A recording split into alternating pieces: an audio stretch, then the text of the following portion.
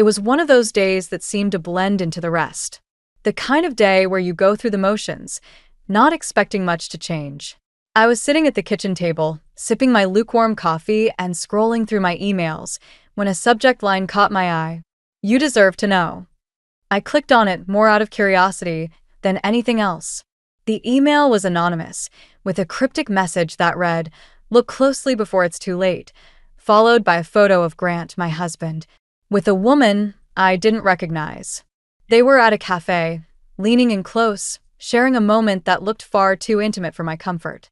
My heart skipped, then raced, as if trying to catch up with the reality that was unfolding before me. My name is Mabel, and up until that moment, I believed I had a pretty good handle on my life. I'm a dental hygienist, and I like to think I'm pretty good at reading people. But this felt like a betrayal I never saw coming. I stared at the screen, my mind a whirlwind of doubt and disbelief.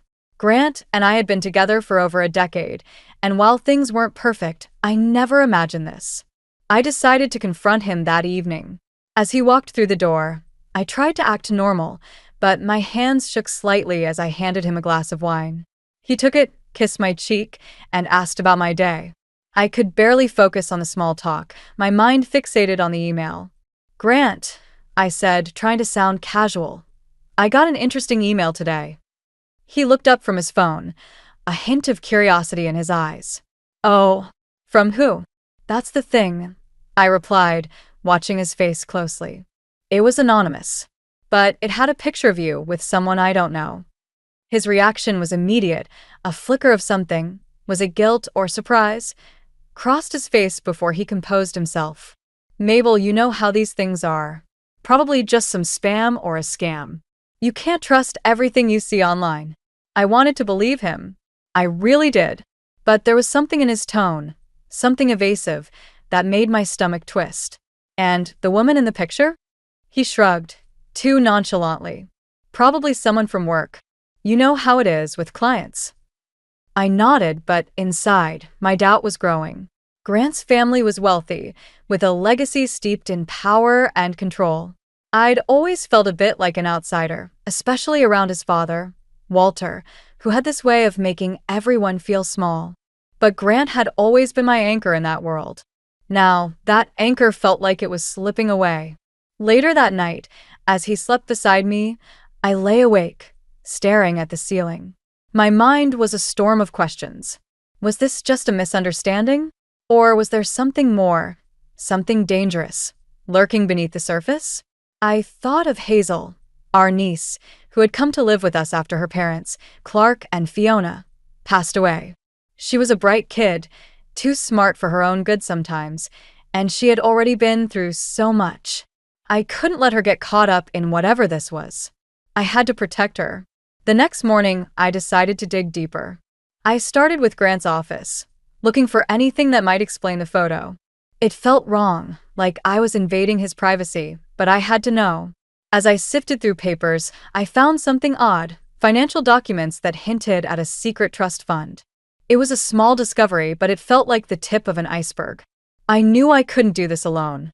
I needed someone I could trust, someone who could help me navigate this tangled web.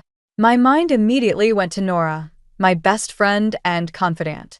She was pragmatic and no-nonsense, the kind of person who could see through the fog of emotions and get to the heart of the matter.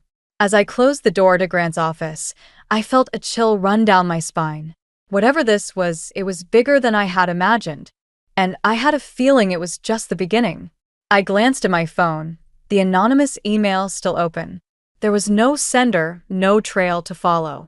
But the message was clear. Look closely before it's too late. I was already in too deep to turn back now. The truth, whatever it was, had to be uncovered. For Hazel, for myself, and maybe even for Grant. The question was, how far was I willing to go to find it? The next morning, I decided to visit Hazel at Walter and Vivian's estate. It was something I did often, but today felt different, charged with a tension I couldn't quite place. As I drove up the long, winding driveway lined with perfectly manicured hedges, I couldn't shake the feeling that I was walking into enemy territory. The estate was as imposing as ever, a testament to Walter's success and, perhaps, his need to project power.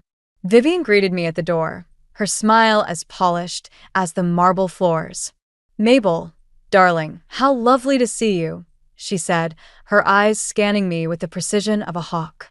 I couldn't help but wonder what she was searching for. "Hi, Vivian. Is Hazel around?" I asked, trying to keep my voice light.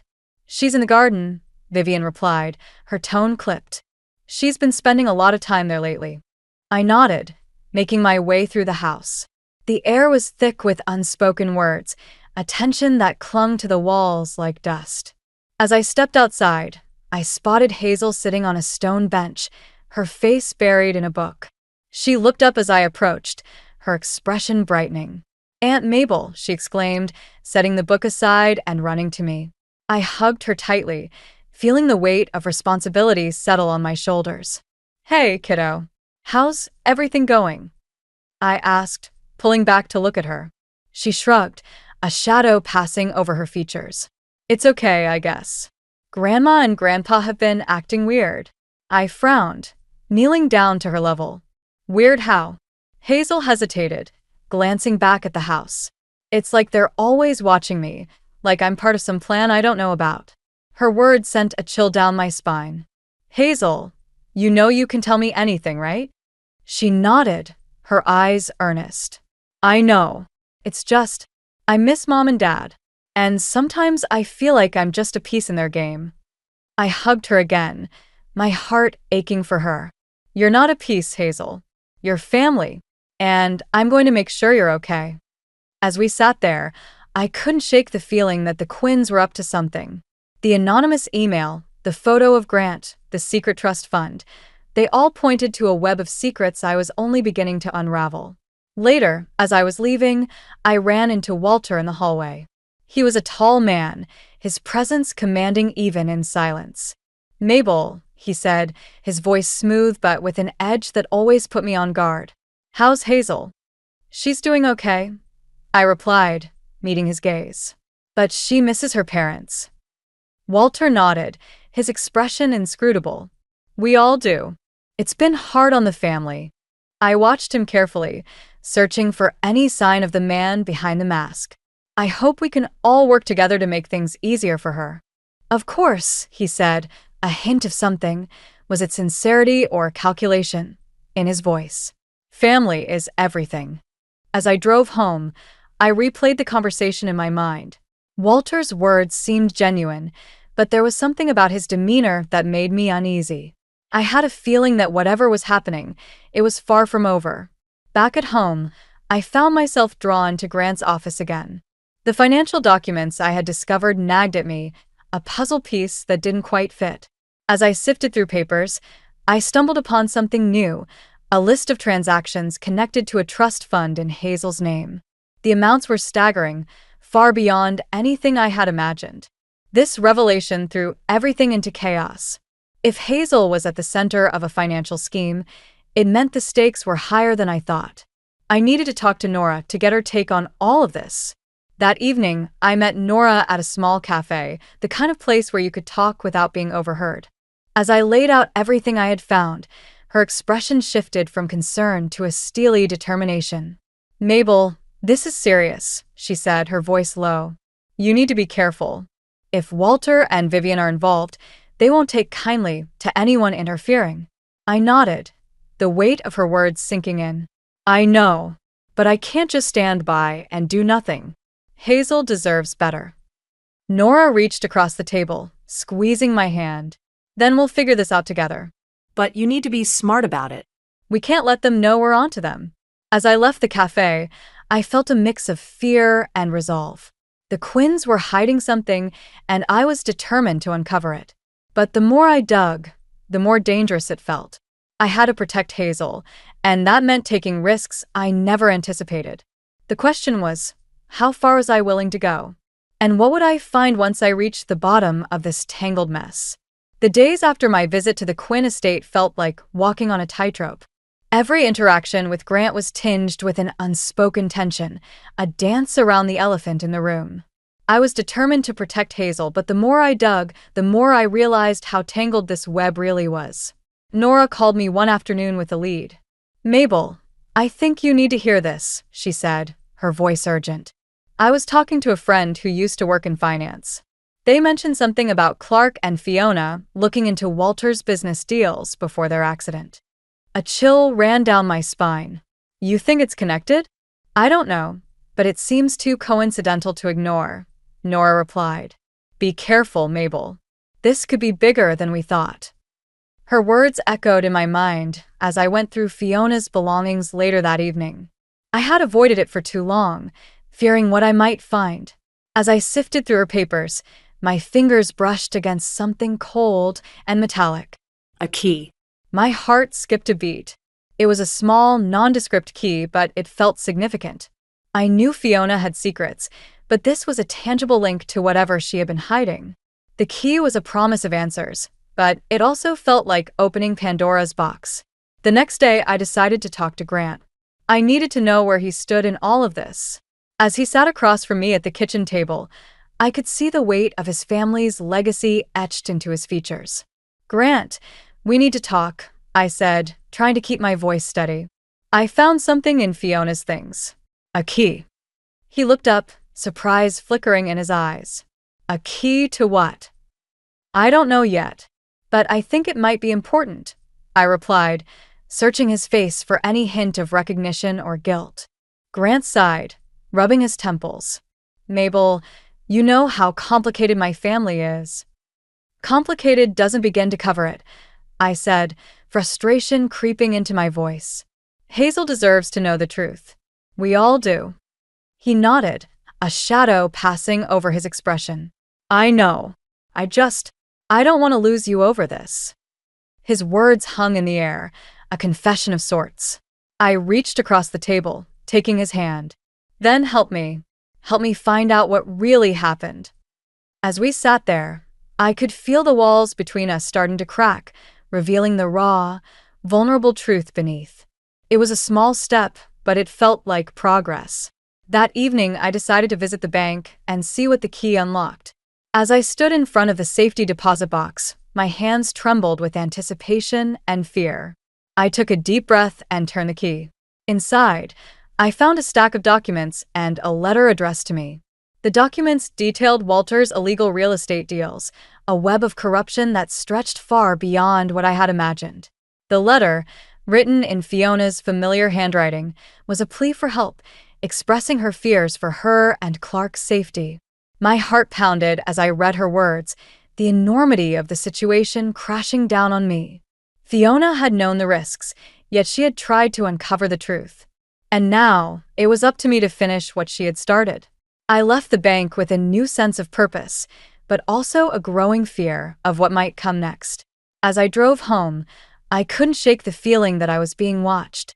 Every shadow seemed to hold a threat, every turn a potential danger. Back at the house, I found Hazel in the living room, her face illuminated by the glow of her laptop. She looked up as I entered, a question in her eyes. Hey, Aunt Mabel. Everything okay? She asked, her voice tentative. I forced a smile, trying to mask the turmoil inside. Yeah, just a long day. As I watched her return to her screen, I knew I couldn't let her down.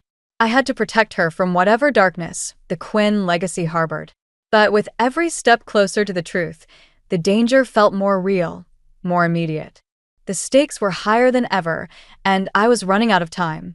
The Quinns had secrets they would do anything to protect, and I was caught in the middle. But I couldn't turn back now. Not when Hazel's future depended on it. The question was, how much was I willing to risk to see justice served? And would I lose everything in the process? The days that followed my discovery at the bank were a blur of anxiety and determination. I felt like I was living on borrowed time, each moment a precarious balance between uncovering the truth and keeping Hazel safe. The documents and Fiona's letter weighed heavily on me, a constant reminder of the danger lurking within the Quinn family. One evening, as I sat at the kitchen table, poring over the documents once again, Grant walked in. His face was drawn, shadows under his eyes hinting at sleepless nights. He hesitated at the doorway, as if unsure of his place in the room. Mabel, we need to talk, he said finally, his voice tinged with a weariness that mirrored my own. I looked up, meeting his gaze. About what? He pulled out a chair and sat down, his hands fidgeting with a pen. I know about the trust fund. I found out about it a while ago, but I didn't know how to tell you. His admission hit me like a punch to the gut. You knew? And you didn't say anything? Grant sighed, running a hand through his hair. I thought I could handle it on my own. I didn't want to drag you into this mess. I watched him, trying to gauge his sincerity. What else are you hiding, Grant? He hesitated, the silence stretching between us like a chasm. Walter's been grooming Hazel to take over someday. He wants to secure the family legacy through her. The revelation was a sucker punch. Hazel as the heir to Walter's empire? It was a future I hadn't considered, and one I wasn't sure she wanted. Does Hazel know? No, Grant replied, his voice heavy with regret. And I don't think she should. Not yet. I nodded, my mind racing with the implications. Hazel was just a child, thrust into a world of power and manipulation. I couldn't let her be used as a pawn in Walter's game. The next day, I met Nora for coffee, needing her pragmatic perspective. As I recounted Grant's confession, her expression shifted from concern to determination. Mabel, this changes everything. You need to get Hazel out of there before Walter tightens his grip, Nora said, her voice firm. I nodded, the weight of her words settling over me. But how? Walter's influence is everywhere. Nora leaned in, her eyes sharp. We need leverage. Something that will force Walter to back off. Her suggestion lingered in my mind as I drove home. I knew I had to act, but the path forward was fraught with uncertainty. The Quinns were powerful, and I was just one person trying to protect Hazel from a legacy she never asked for. That evening, as I sat with Hazel, I watched her laugh at something on her laptop, her innocence a stark contrast to the storm brewing around her. I knew I had to shield her from the darkness threatening to engulf us both. The next morning, I received a call from an unknown number. My heart raced as I answered, half expecting another anonymous tip. But the voice on the other end was familiar. Mabel, it's Vivian, she said, her tone clipped. We need to talk. I agreed to meet her, curiosity and apprehension mingling in my chest. As I arrived at the estate, Vivian met me in the drawing room, her demeanor as polished as ever. Mabel, I know you've been digging into family matters, she began, her eyes narrowing. But you must understand, everything we do is for the family's future. I met her gaze, unflinching. And what about Hazel's future? Does she get a say in any of this? Vivian's expression softened, a rare vulnerability breaking through her usual facade. I care for Hazel, truly, but Walter is set in his ways. He believes this is what's best. Her words hung in the air, a confession wrapped in justification. It was clear Vivian was caught between loyalty and love, a struggle I knew all too well. As I left the estate, I realized the power dynamics were shifting. Vivian's uncertainty was a crack in Walter's armor, a potential ally in my fight for Hazel. But the path ahead was still uncertain, and every step felt like walking through a minefield. The stakes had never been higher, and I knew I had to act fast. Walter's plans for Hazel were a threat I couldn't ignore, and the clock was ticking. But with every revelation, my resolve grew stronger. I would protect Hazel, no matter the cost. The question was, could I outmaneuver Walter before it was too late? And what would be the price of victory in a game where the rules were constantly changing?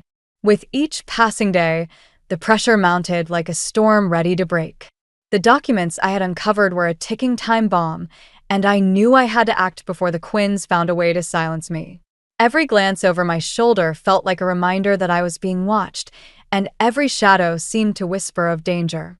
One evening, as I sat in the living room, the tension between Grant and me was palpable. He paced the floor, a caged energy simmering beneath his calm exterior. I could tell he was wrestling with his own demons, caught between loyalty to his family and the need to protect Hazel. Mabel, we need to decide what to do next, he said, finally breaking the silence. His voice was steady, but there was an urgency in his eyes. I nodded, the weight of the decision pressing down on me. We can't let Walter get away with this. but we need to be smart about it. Grant paused, his gaze fixed on the floor. What if we go to the authorities? Hand over the documents and let them handle it. The suggestion hung in the air, tempting in its simplicity. But I knew it wasn't that easy. Walter's influence was far-reaching, and a misstep could put Hazel in more danger. And what if Walter finds out before we can? He'll do anything to protect himself. Grant's jaw tightened, frustration evident in the set of his shoulders. Then what do? We can't just sit here and wait for him to make the next move. I stood up, the restlessness propelling me into action. We need leverage. Something that will force Walter to back off. As I spoke, an idea took shape, a risky plan that could turn the tide in our favor.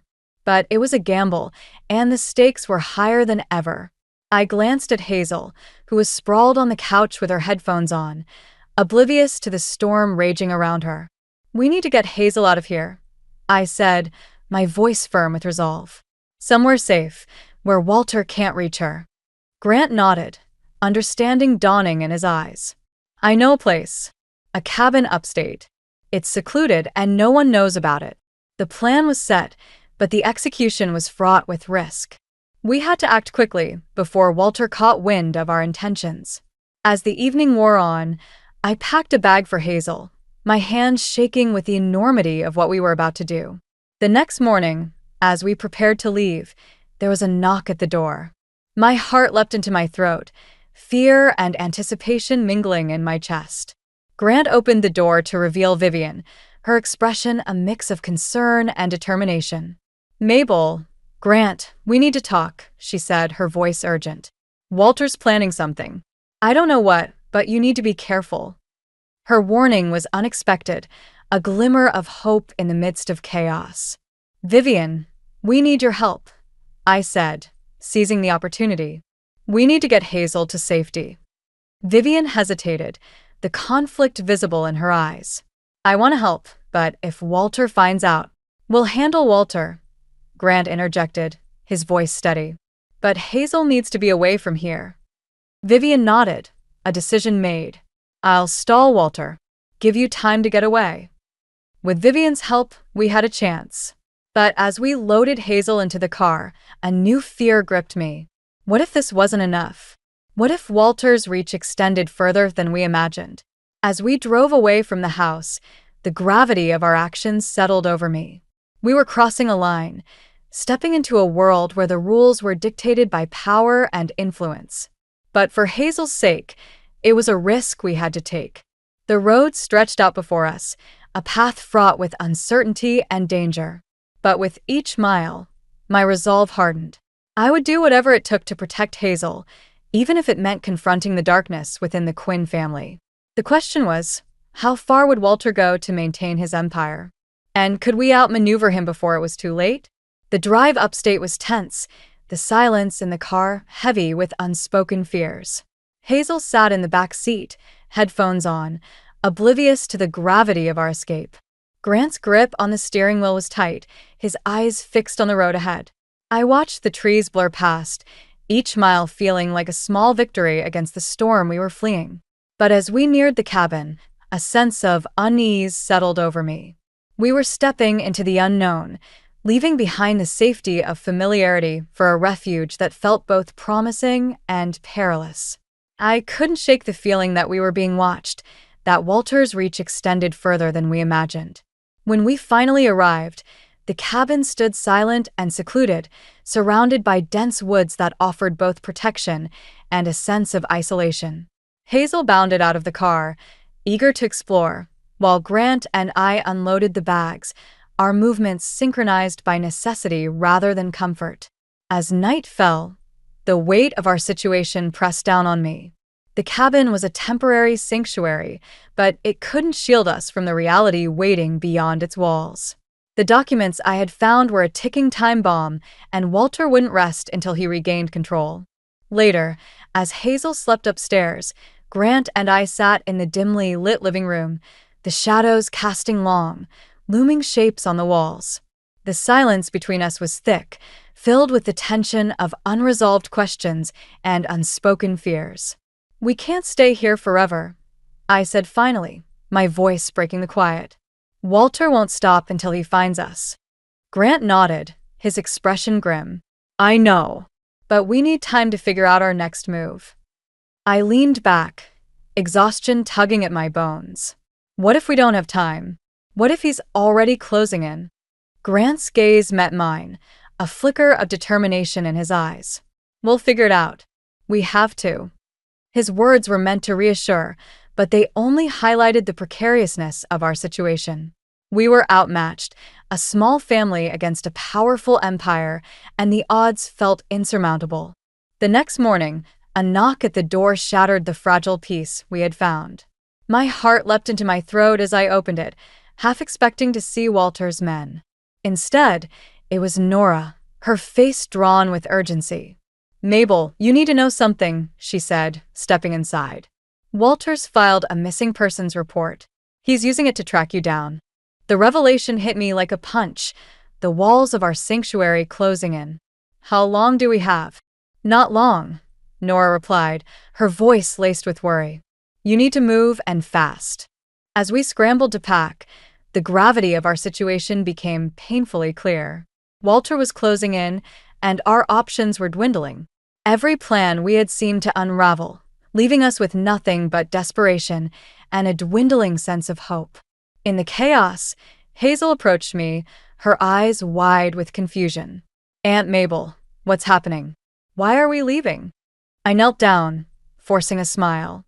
We're going on adventure, sweetie. Somewhere safe.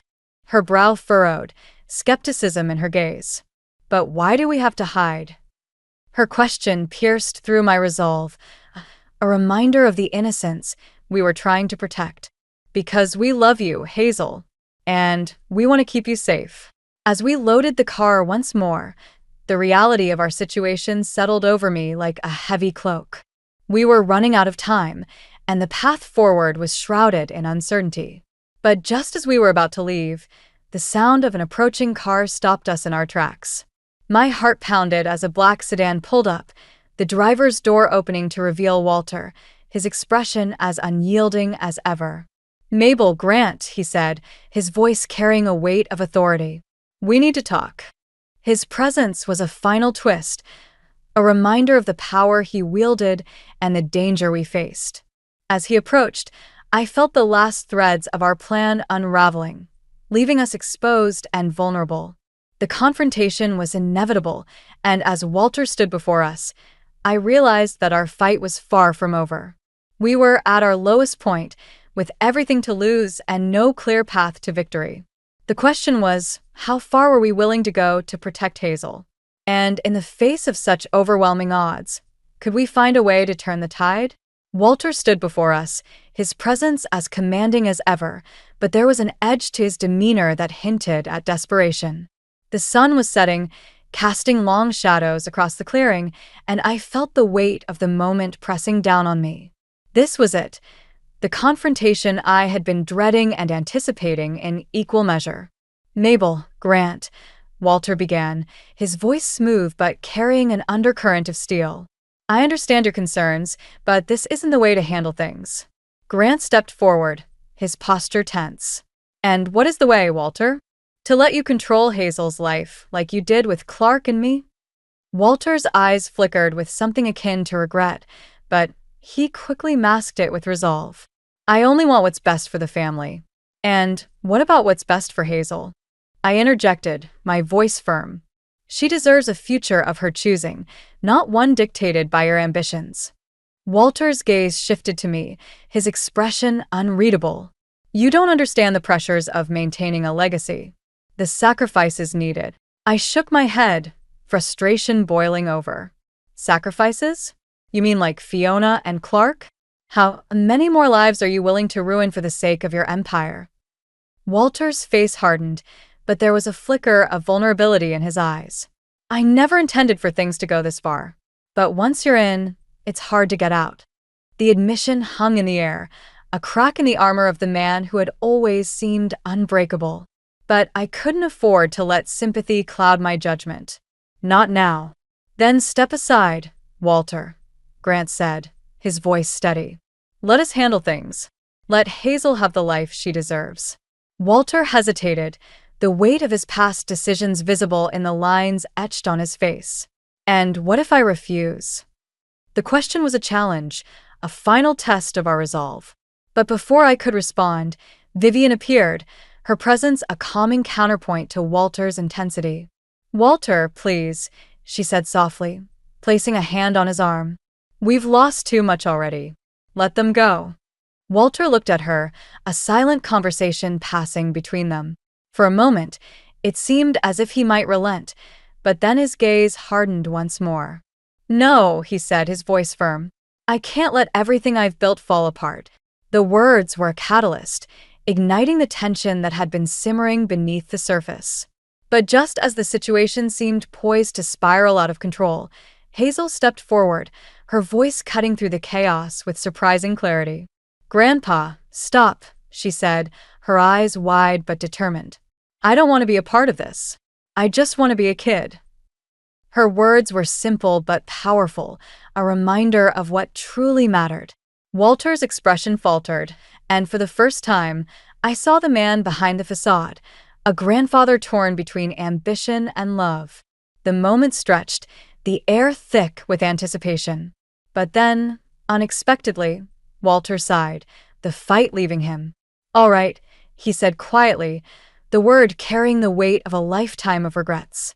"All right." The tension in the air dissipated, replaced by a fragile sense of relief.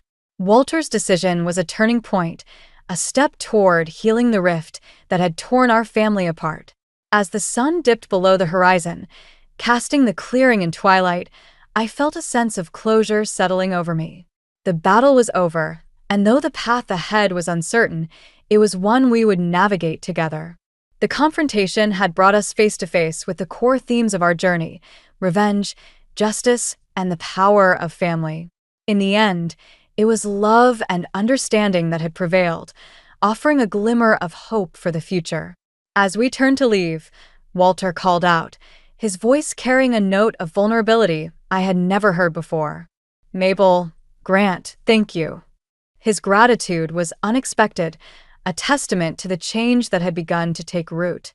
And as we walked away, I knew that though the road ahead would be challenging, we were no longer alone.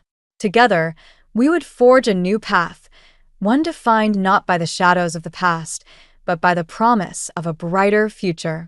The days following the confrontation with Walter were a whirlwind of change and reflection. The cabin, once a temporary refuge, now felt like the beginning of a new chapter. As we settled back into our lives, I could sense the shift in the air, a lightness that had been absent for too long. Walter kept his word, stepping down and transferring control of the family assets to Grant. It was a decision that surprised many, but it was a testament to the impact of our confrontation. The empire Walter had built was now in the hands of someone determined to use it for good. One afternoon, as the sun cast a warm glow over the garden, I found Hazel sitting under a tree, her laptop balanced on her knees. She looked up as I approached, a smile lighting up her face. "Aunt Mabel, look," she exclaimed, pointing to the screen. "I'm designing a website for a school project." Her enthusiasm was infectious, and I couldn't help but smile back. "That's amazing, Hazel. You're really talented." She shrugged, a hint of pride in her eyes.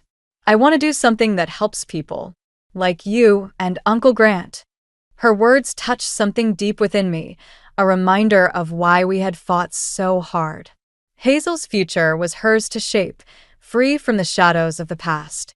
Later, as Grant and I sat on the porch, watching the sunset paint the sky in hues of orange and pink, the silence between us was comfortable, filled with the unspoken understanding of what we had overcome.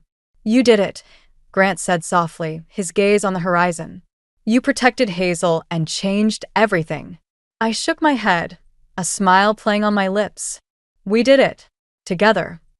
He reached for my hand, his touch grounding me in the moment. "I've been thinking about what comes next, how we can make things right." His words were a promise, a commitment to the path we had chosen.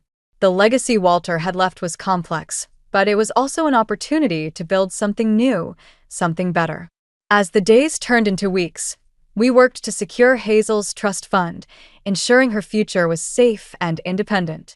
Walter's decision to step back had set a ripple effect in motion, one that allowed us to redefine what family meant. Vivian, too, found her place in this new world. She visited often, her presence a reminder of the strength that lay in unity. The past couldn't be changed, but it could be learned from, and she was determined to be a part of Hazel's life in a way that mattered. One evening, as I sorted through the last of Fiona's belongings, I came across a letter I hadn't noticed before. It was addressed to me, written in Fiona's familiar script. "Mabel, if you're reading this, it means you've uncovered the truth," it began. "I always believed in the power of family to heal and transform. Protect Hazel, and remember that love is stronger than any legacy." Her words were a balm to my soul, a reminder of the journey we had taken and the strength we had found in each other. As I sat there, the letter in my hands, I realized that our story was one of redemption and transformation. We had faced the darkness and emerged stronger, guided by love and the promise of a brighter future. But even as we moved forward, a lingering question remained. What would we do with the power now in our hands? The answer lay not in the past, but in the choices we made each day, in the commitment to use our influence for good. In the end, the journey had been about more than just justice or revenge. It was about finding our way back to each other, about forging a path defined by love and resilience. As the sun set on our new life, I knew that whatever challenges lay ahead, we would face them together, united by the bonds we had fought so hard to protect. And as Hazel joined us on the porch, her laughter ringing out into the evening, I knew that we had found something precious, a family bound not by secrets or power, but by the simple, enduring truth of love.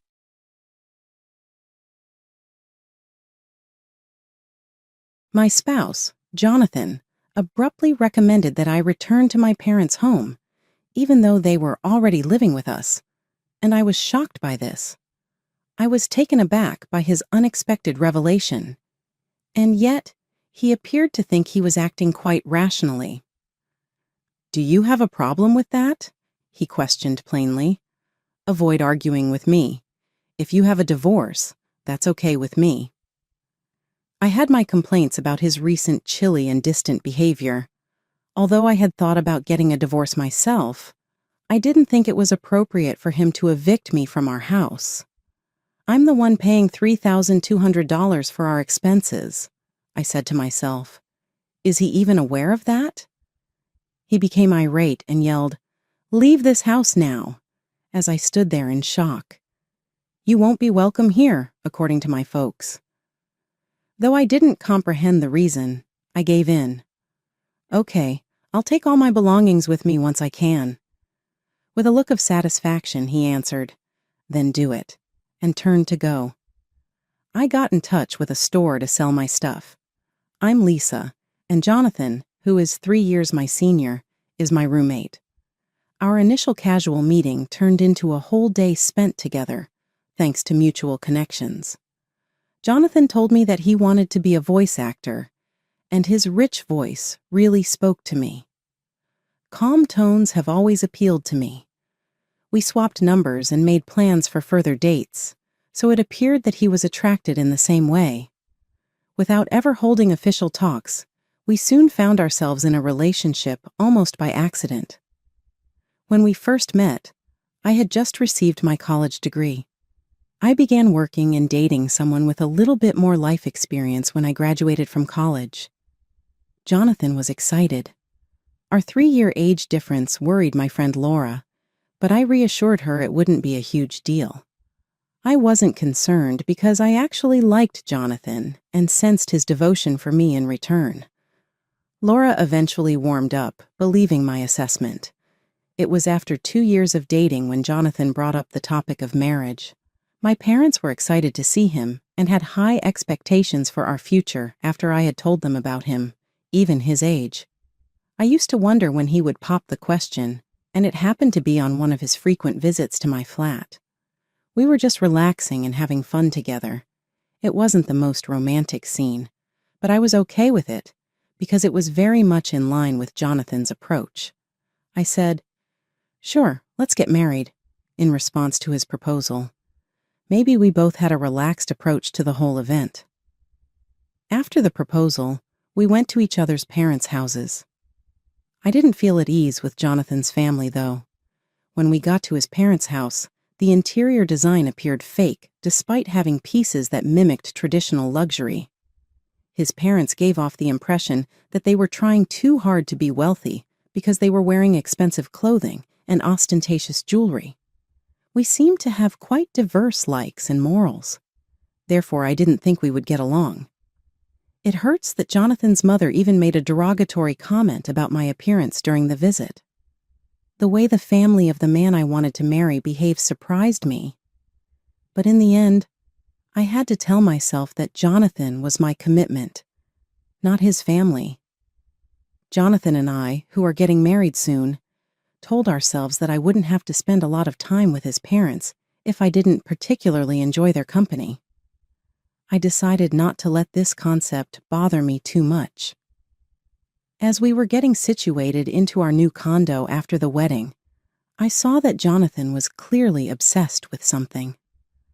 "Hey, who was that woman in the blue dress at our wedding?" he said abruptly one day. I wasn't able to identify the person he was referring to right away because there were other people wearing blue. Asking, "Which woman in a blue dress?" as I tried to remember.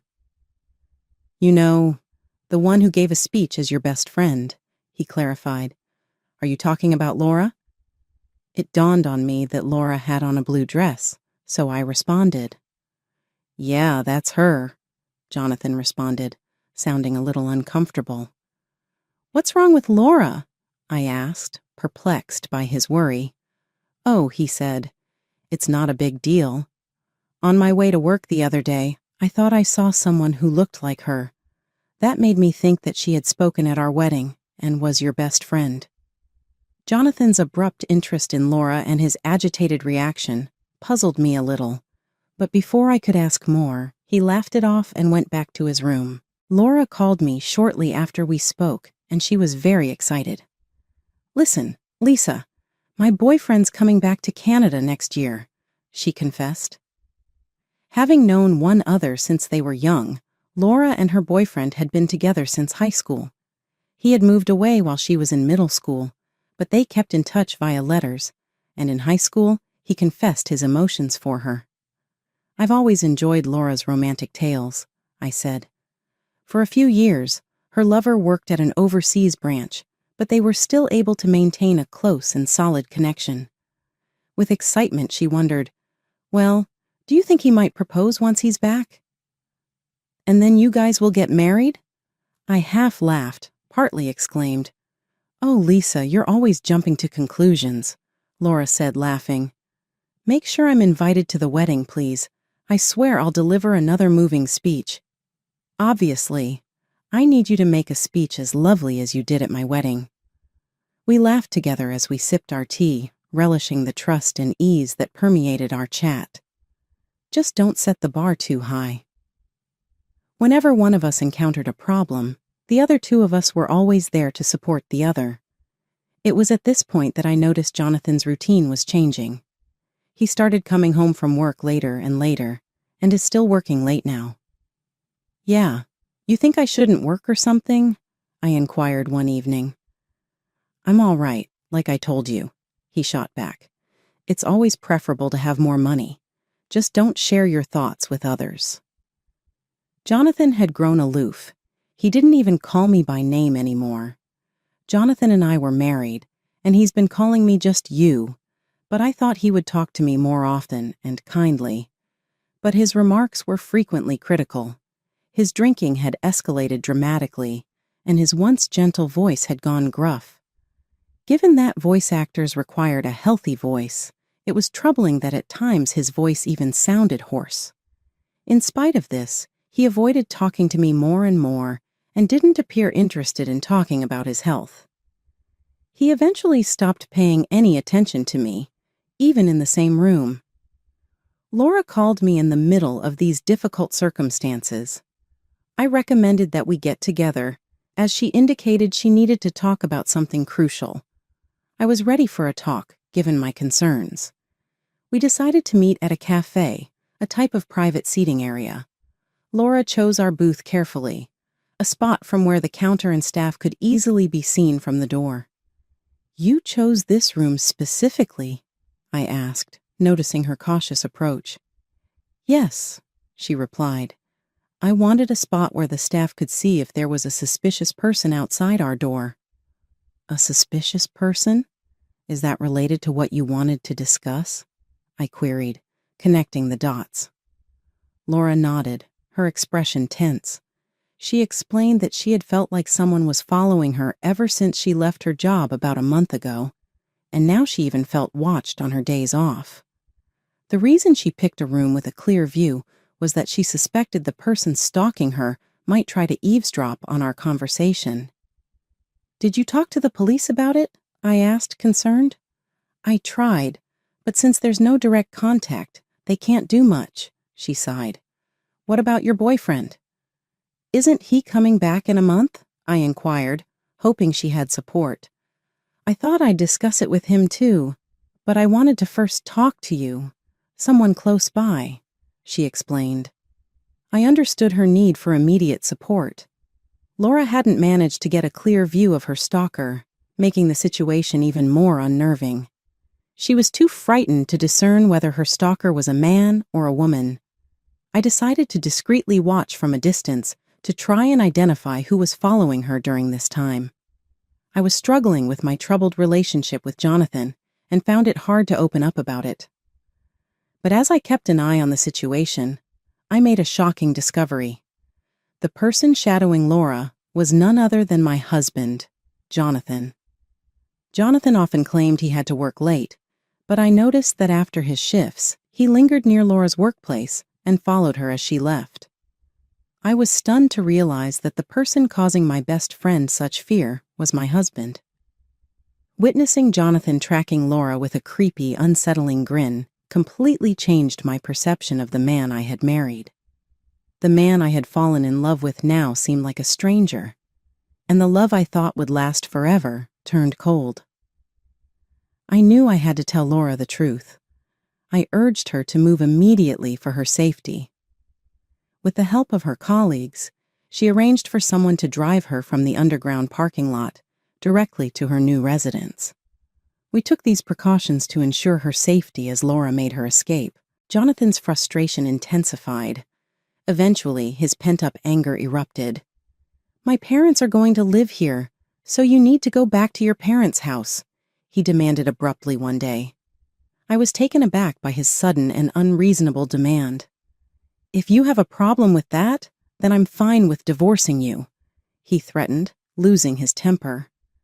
Though I had my grievances and had even considered divorce before, the reality of our deteriorating relationship hit me hard at that moment. I couldn't believe that Jonathan thought he could just kick me out of our home. After all, I was the one paying $3,200 for our monthly expenses. I wondered if he even remembered that as I gave him a skeptical look, but he just snapped, "Just leave already." "My parents can't move, and if you're still here, why do I have to leave? I don't understand at all," I said. Despite my confusion and frustration, I calmly replied, "Okay, I'll take everything I bought with me." Seeing me agree, Jonathan impatiently told me to hurry up and walked away.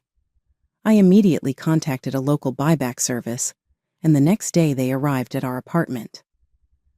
At first, Jonathan smirked, thinking I was simply packing to leave. However, his smirk faded into shock as he watched the workers evaluate all our furniture and appliances. Once they finished, except for the items in Jonathan's room, a staff member handed me a quote. "The total value is $299,000. I quickly signed off. "Okay, sell it all." Suddenly, Jonathan snapped back to reality and grabbed my arm. "Why are you selling everything? My parents are going to live here. How can they if there's no furniture?" he asked. I shook off his grip and countered, What do you mean?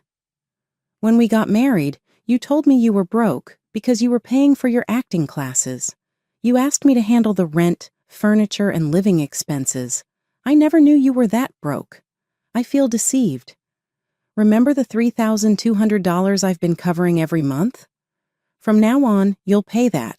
And with your parents moving in, I bet it'll be even more. Jonathan became pale when he realized how serious the situation was. He tried immediately to gather himself. You believed that by discussing money, I would end the divorce? Who believe you to be? Posing, he said, I've already gotten close to a rich lady. But then I recalled how Jonathan had been keeping tabs on Laura lately. If he thought that was approaching, then he had seriously misguided perceptions. Laura hailed from a well-to-do family. Her father was a businessman, and her grandpa was a businessman as well. She never showed off her money. She did not live by her family's wealth. Instead, she was just like myself and our friends.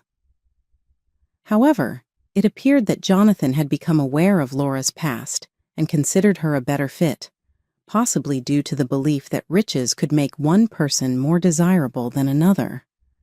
I was furious at the idea, but I also knew Laura would never be into Jonathan.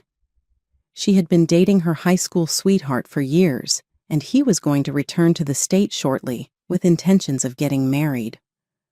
Jonathan was shocked to learn that Laura thought Jonathan was weird and that their relationship wasn't close when I explained that Laura felt nervous since someone had been following her around every day. You're lucky I didn't call the police, I snapped back. However, I was unaware that she was dating. He hasn't been around. She chose me over someone she doesn't know, Jonathan attempted to defend, misinterpreting the nature of their connection. Since childhood, they have exchanged letters and communicate virtually daily.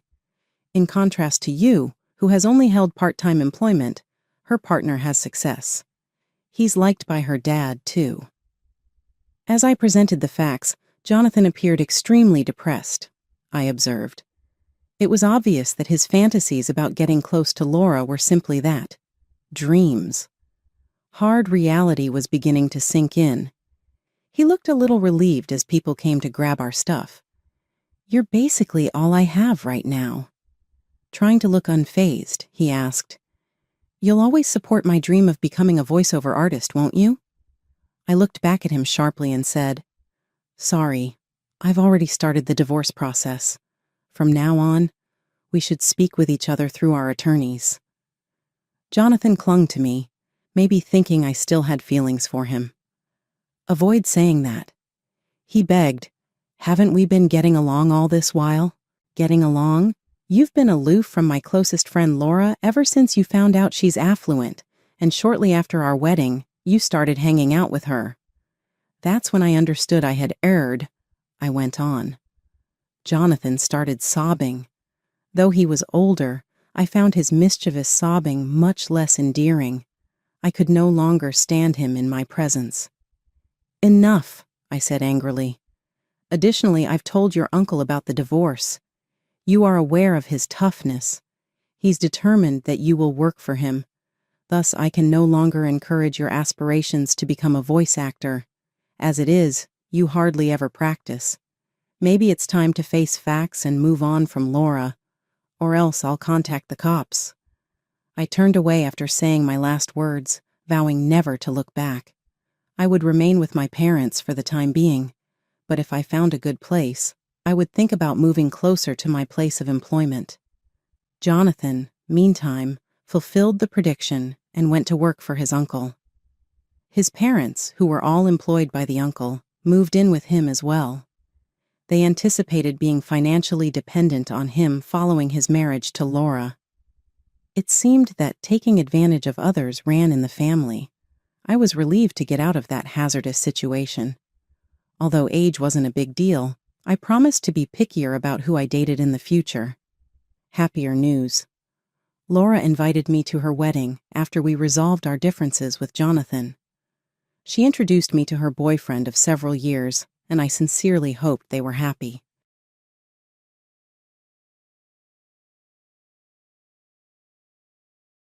My husband cheated on me 2 years ago, which led to our divorce. His younger sister was the object of his liaison. I received an invitation to their wedding from them as well. I felt like my mother had misled me too when she claimed she would be at the ceremony. "I'll do something fun. Just wait and see," she then said to me. I'm Ava, and I had a scheme to make them both pay for it. I was my husband's supervisor at the same company where we both worked. Although he lacked complete reliability, he was amiable and genuine. It was my responsibility to train him and teach him the work. He was anxious about the new work at first, but we became close over time. "Ava, are you free on our next day off?" he asked me one day. His level of confidence outside the office startled and delighted me, making my heart skip a beat. We used to go out together after that. When we started dating 3 months ago, he said, "Ava, will you be my girlfriend?" Other managers complimented him as he had improved greatly in his work. "Ava, will you marry me?"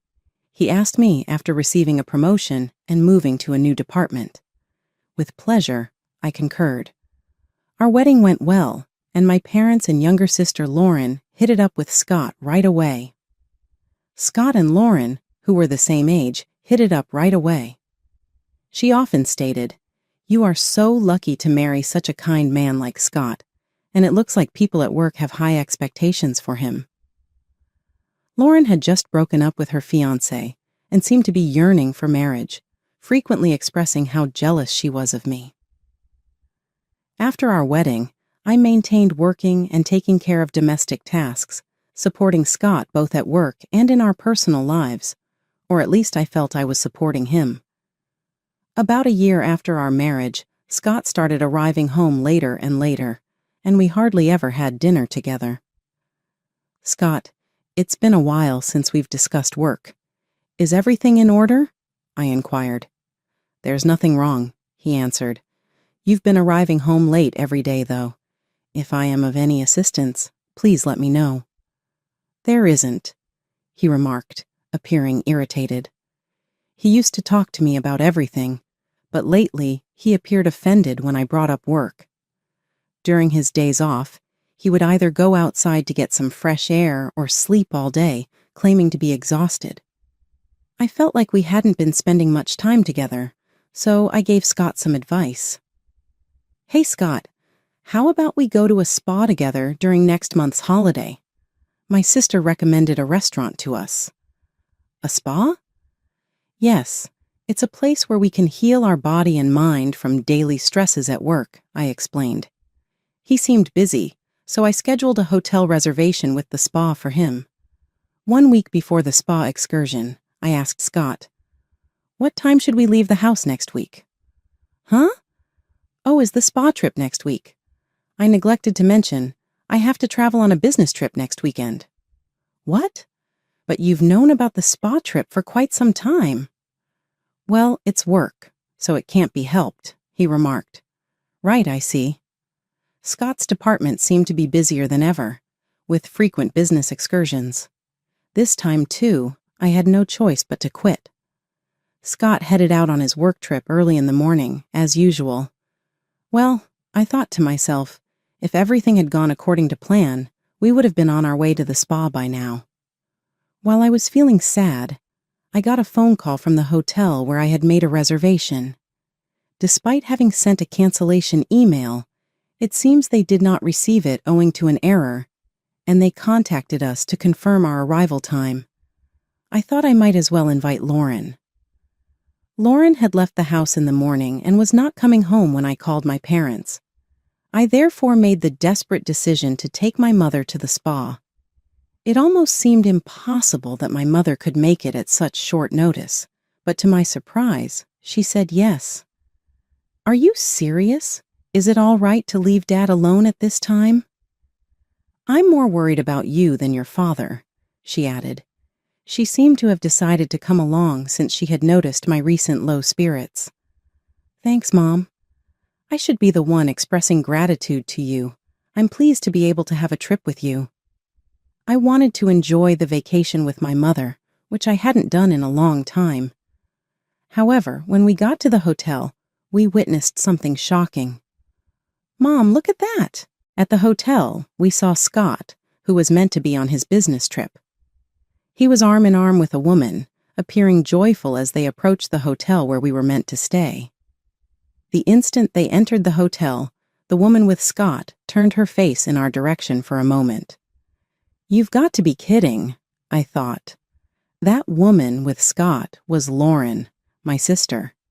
After that, I was in a state of shock and don't recall anything about how I got home. After drinking some tea my mother made for me, my feelings gradually started to calm down. He had been misleading me. Not just Scott, I had also been duped by Lauren. After calming down, I contacted Scott's department. As I had expected, his department had been striving to cut their workload for the past few years, and they were not making employees go on business trips or perform any overtime as much as possible. When I told my mother about the days when Scott arrived home late or was on business trips, it turned out that Lauren was also not at home during those days. It was all starting to make sense. All those days when he came home late and said he was on business trips, he was actually meeting up with Lauren. When I learned the truth, anger welled up inside me rather than sadness. "Mother, I'll divorce Scott. I don't want to see Lauren, so I won't visit the house for a while." She kept silent but understood my feelings. I prepared everything before Scott came back. I arranged the divorce papers, signed a new lease for a house, packed my belongings, and moved into an apartment where I could stay until I officially moved into the new house. I left the divorce papers and a letter for Scott at the house. All the details regarding alimony and such would be handled through my lawyer, as stated in the letter. I also blocked all his contacts. I didn't want Lauren and Scott to know my new address, so I didn't tell my parents. Since we worked at the same company, we occasionally passed each other, but I completely ignored him. Realizing how hopeless the situation was, he quickly agreed to the divorce. He didn't tell anyone the reason for our divorce, but our colleagues seemed to have sensed it and avoided the subject. 5 years passed, and I kept my distance from him and my family. One day, after finishing work and returning to my room, I found my mother standing in front of me. "Mom, what's wrong?" "I have something I want to tell you," she said, showing me an invitation. "This is from Scott and Lauren." It turned out that Lauren had left our family home and moved in with Scott. I thought they might get married, but I never expected them to have a wedding ceremony and invite our parents. "So, Mom, are you going?" "Of course I am," she replied. "I see," I said, feeling like I was the only one who couldn't forgive them. They must have known this, which is why they invited only our parents to the wedding. I had no right to say anything since I had distanced myself from both Scott and my parents. Seeing me depressed, my mother smiled. "Don't worry, I'm not going because I forgive them. Just you wait and watch." On the day of the wedding, my mother called me through a video call. "I don't want to see their faces," I said, about to hang up, but I remembered my mother's words and kept the call connected. The screen showed a slideshow that was being presented. The MC began introducing the slides. This slideshow was made by the bride's mother. She gathered photos from her beloved daughter's birth to the present and created this slideshow. I was surprised that my mother, who wasn't good with technology, could create such a slideshow. It brought back a feeling of depression inside me. "Mom, you did this much for Lauren?" But in the next moment, I was captivated by the screen. This isn't Lauren.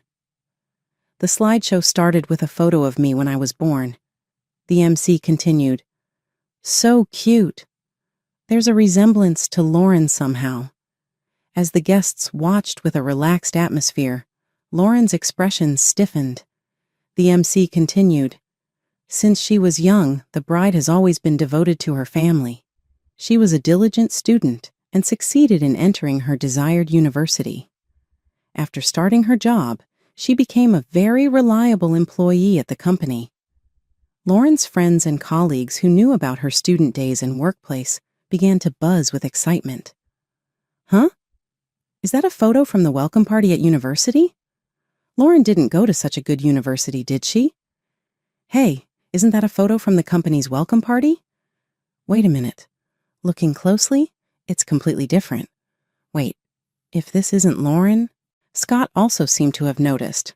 What the hell is this? This isn't Lauren. The MC, unaware of the bride and groom's pale faces, continued to advance the slides. And then she met the groom, Scott, at the company. According to the bride's mother, she initially taught and trained the groom as his instructor. Then the two got married. What followed were photos from my wedding with Scott. The MC couldn't hide their confusion, realizing something was wrong. The MC got quiet. At that moment, my mother took the stage and grabbed the microphone. From here on, I'll take over and explain, she said smoothly while changing the slides. Even after marriage, my daughter supported him in both personal and professional aspects. However, due to how busy Scott got, he couldn't find any time for her, so my daughter planned a spa trip to help relieve his stress. Wait, please, Lauren said, her face pale, and Scott made frantic attempts to stop my mother. But she continued with the slides. The next photo showed Scott and Lauren entering the spa hotel together, looking very close to each other. Finally, the bride and groom appeared in the photos, and both the MC and the guests fell silent. Scott declined the trip planned by my daughter due to a business trip he said couldn't be helped. My mother said, her voice steady and strong. He had to go on a business trip for work, so my daughter invited me to the spa. That's where we saw his affair. When my mother said those words, everyone started to talk and buzz about what she had revealed. Huh? An affair? And this wedding is for Lauren and Scott, right? Could it be that this wedding is based on their affair? To answer the guests' questions, my mother continued slowly. Scott swore to marry my beloved daughter Ava and make her happy, but instead, he betrayed her. To make matters worse, he cheated on Ava with her own sister, Lauren. Mother, stop it already. Today is my wedding day. Why won't you celebrate my happiness? Lauren cried as she tried to stop our mother. Still, my mother coldly looked at Lauren and said, I have always wished for your happiness, but you've ruined it. First, Ava always considered not only herself, but also the happiness of her family. What about you, Lauren? Have you ever thought about how much Ava would be hurt by your actions? Well, she always seems so happy. It's not fair, Lauren responded. So, instead of being happy for your family, you just got jealous, huh? My mother asked. Mother-in-law, please stop. She is your precious daughter too, right? If that's the case, can't you celebrate our new beginning? Why are you doing this? Scott pleaded. I don't want to become a family with someone as dishonest as you. I saw it clearly at today's ceremony. If you really intend to start something with Lauren, why didn't you invite a single person from your own company? If you're going to have such a grand ceremony, shouldn't you apologize to Ava? It's selfish to invite me and her father to the wedding without making any effort like that. But Ava has been ignoring me all this time, Scott protested. Of course she has. After what you've done, it's only natural, my mother replied. But that's all in the past, isn't it? Scott argued. Do you think her wounds will heal in just 5 years? Do you think you can regain our trust in such a short time? Don't be ridiculous, my mother said. After those words, my mother angrily left the venue with my father. I could hear my mother's voice from the cell phone. The reason for your divorce. Did you see that, Ava? Yes, I replied. I'm sorry for reminding you of painful things, she said. I just can't stand seeing those two act like nothing happened. No, thank you. I feel relieved. It's like you said everything I wanted to say. That's right, Ava. You always keep everything to yourself. I thought it was too kind of you not to tell your colleagues the reason for your divorce. After that, my mother sent me the recording of her conversation with Scott during the wedding. As my mother said, even if time passes, it's not easy to forget. Moreover, Scott showed no signs of remorse, calling it a thing of the past. I decided to start my second life by giving Scott a proper punishment. I chose to do it during his presentation at the company. It was open to volunteers from various departments, so I quickly signed up and entered the conference. When it was Scott's turn, his supervisor, unaware of his remarriage, said, "Scott, you seem even more motivated today because you just got married." "Yes, I will do my best for my family," he replied happily. He should have known I was in the room, but he didn't. I became even more determined and played the recorded audio I received from my mother. The participants were surprised by the sudden noise, but as they learned about his affair with my sister after marrying me, they began to accuse him.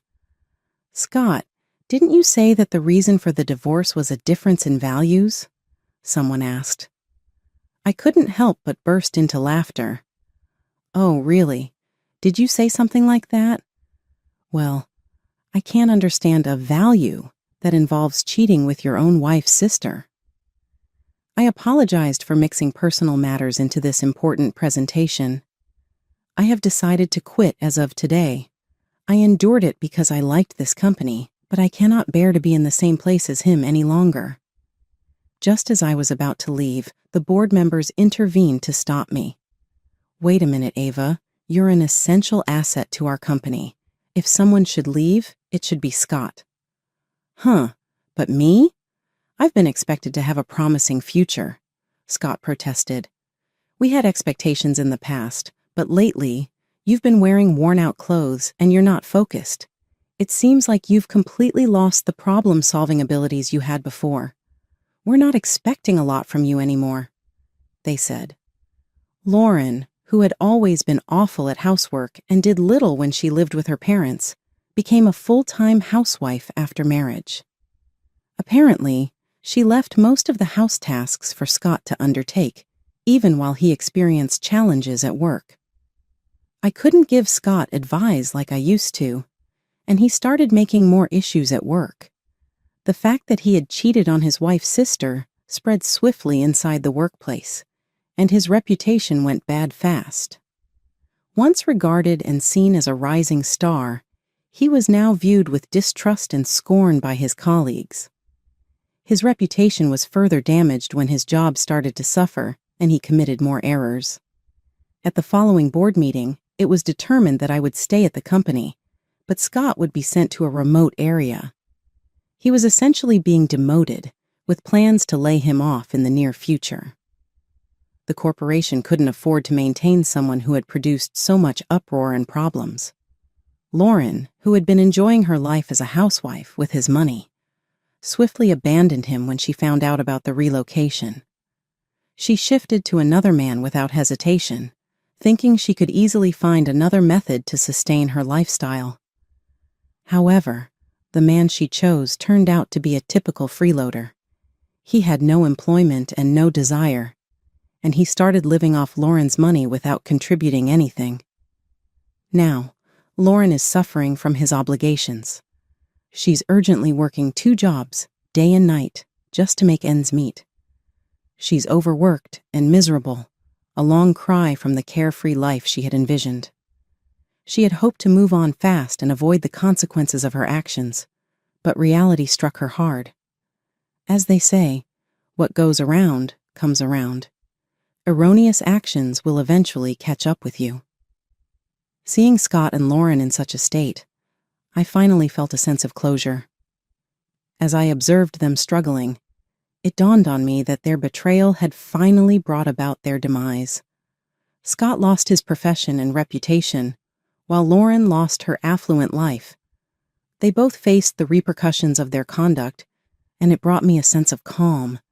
I felt rejuvenated and prepared to begin a new life. I could finally move forward without the weight of their betrayal hanging over me. I was free to establish a future on my own terms. without the ghosts of the past holding me back. I focused on my profession and started taking on new challenges at work. My coworkers, who had seen me bear so much with elegance and bravery, backed me. I was given a promotion in appreciation of my commitment and diligence. It was a fresh start, and I was determined to make the most of it. In my private life, I started getting back in touch with former pals and meeting new ones. I became a volunteer and joined a local community group because I enjoyed being of service to others. These activities helped me recover my confidence and reminded me of the goodness in others. I also took time for self-care, researching activities I had neglected during my marriage. I started painting again, a passion I had always liked but had put aside. The creative process was therapeutic, helping me to express my emotions and find healing. Eventually, I even opened my heart to the prospect of love again. I went on dates, met new people, and learnt to trust again. It wasn't easy, but I understood that not everyone was like Scott and Lauren. There were wonderful, honest people out there, and I deserved happiness. As the years went by, I found myself happier and more fulfilled than I had ever been. The agony of the past had dissipated, replaced by the delight of new experiences and the satisfaction of personal growth. Scott and Lauren were distant memories, reminders of lessons learned, but no longer sources of misery. Their lives, on the other hand, remained to be shaped by the consequences of their acts. Scott never recovered his career, shifting from one low-paying position to another. Lauren continued to be mired in debt from her new boyfriend, keeping her in a never-ending cycle of financial hardship. Ultimately, I understood that leading a morally upright and compassionate life is the path to true happiness. Lingering misery is the only thing that betrayal and dishonesty can provide. I opted to live my life with honesty and compassion, and in doing so, I found the peace and pleasure I had been seeking all along.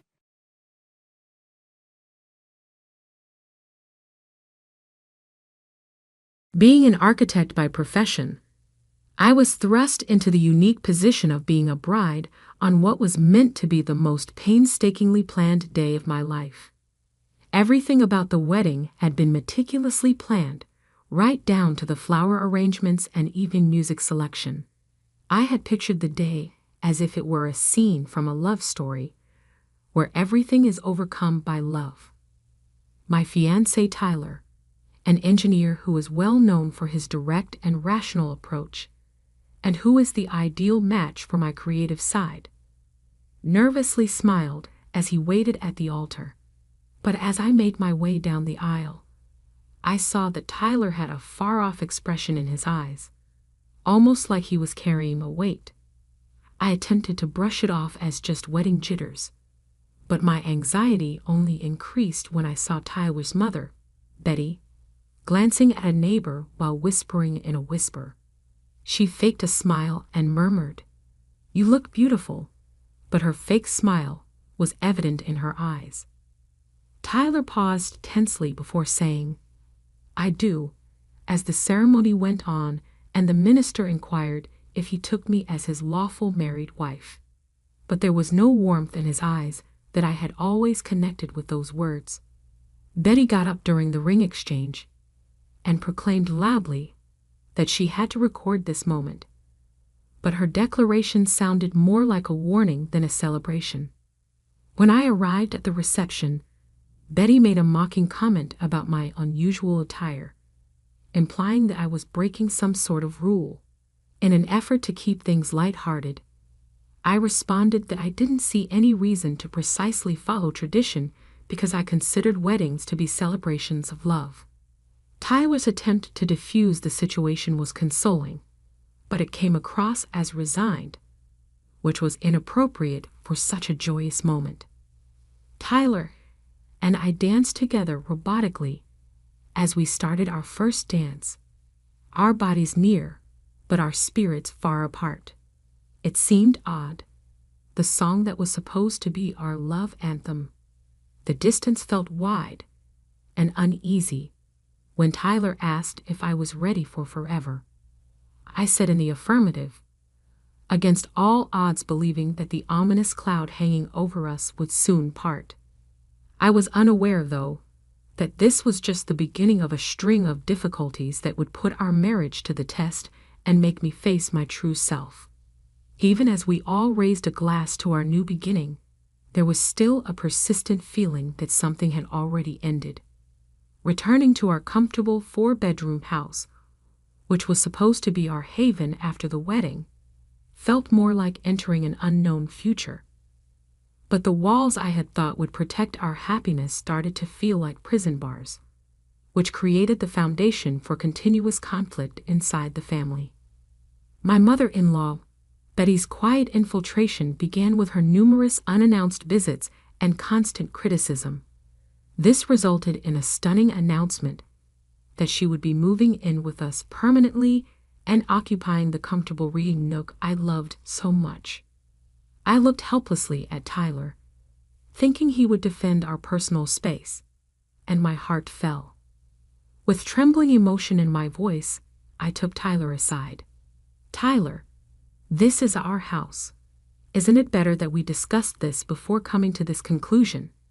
He looked back at me, but it seemed as though the warmth and affection that had been in his eyes only months earlier had disappeared. "Betty, Mom is growing older." His emphasis on family made me feel left out as he reasoned that she shouldn't be alone and should instead be with her family. "So I'm not?" I questioned, my eyes welling with tears and hurting. "You understand that's not my intention," he answered in an irritated tone. "But my mother has given me so much. I owe this to her." "What about what we owe each other?" I retaliated.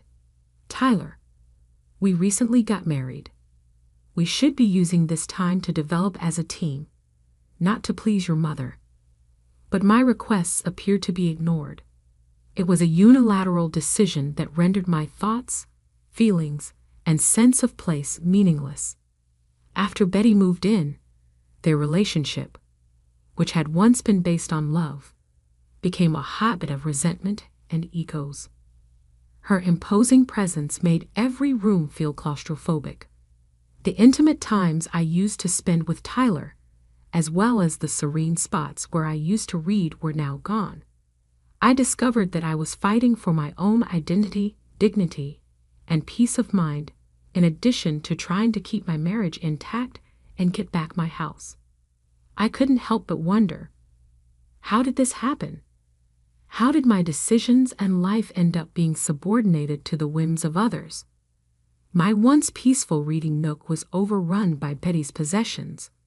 Her criticisms took center stage in the kitchen, and my husband, the man I had assumed I would spend my life with, became a stranger who supported the opposition, and that was just the start. Life was difficult before, but nothing compared to the nightmare that followed. The atmosphere at home became more and more oppressive, like I could feel the walls closing in around me. The sight of 2 blue lines on a pregnancy test in my shaking hands should have been a happy moment, a treasured occasion, but instead, it was just another example of the mounting strain. However, given these circumstances, the overwhelming reality of our household life seemed to eclipse the news of my first pregnancy. With reddened eyes from restraining tears, I stood in front of the bathroom mirror and realized that the pregnancy milestone had turned into a heavy weight. Tyler responded with a disappointingly apathetic response when I told him the news. "Well, that's something," he said, swiftly changing the subject to his mother's suggested home renovation. But Betty welcomed my pregnancy as though it were a heavenly calling. She began dictating everything, including what I should eat and do every day. Her intervention didn't stop at advice when I was supposed to give delivery in the hospital. She used my pregnancy as yet another arena in which to flex her psychological power. "You're eating again?" she would ask, glancing at the little sandwich I had made. "Shouldn't you be careful about gaining weight during pregnancy?" Trying not to lose my cool, I shot back. "This is doctor recommended, Betty." She sneered.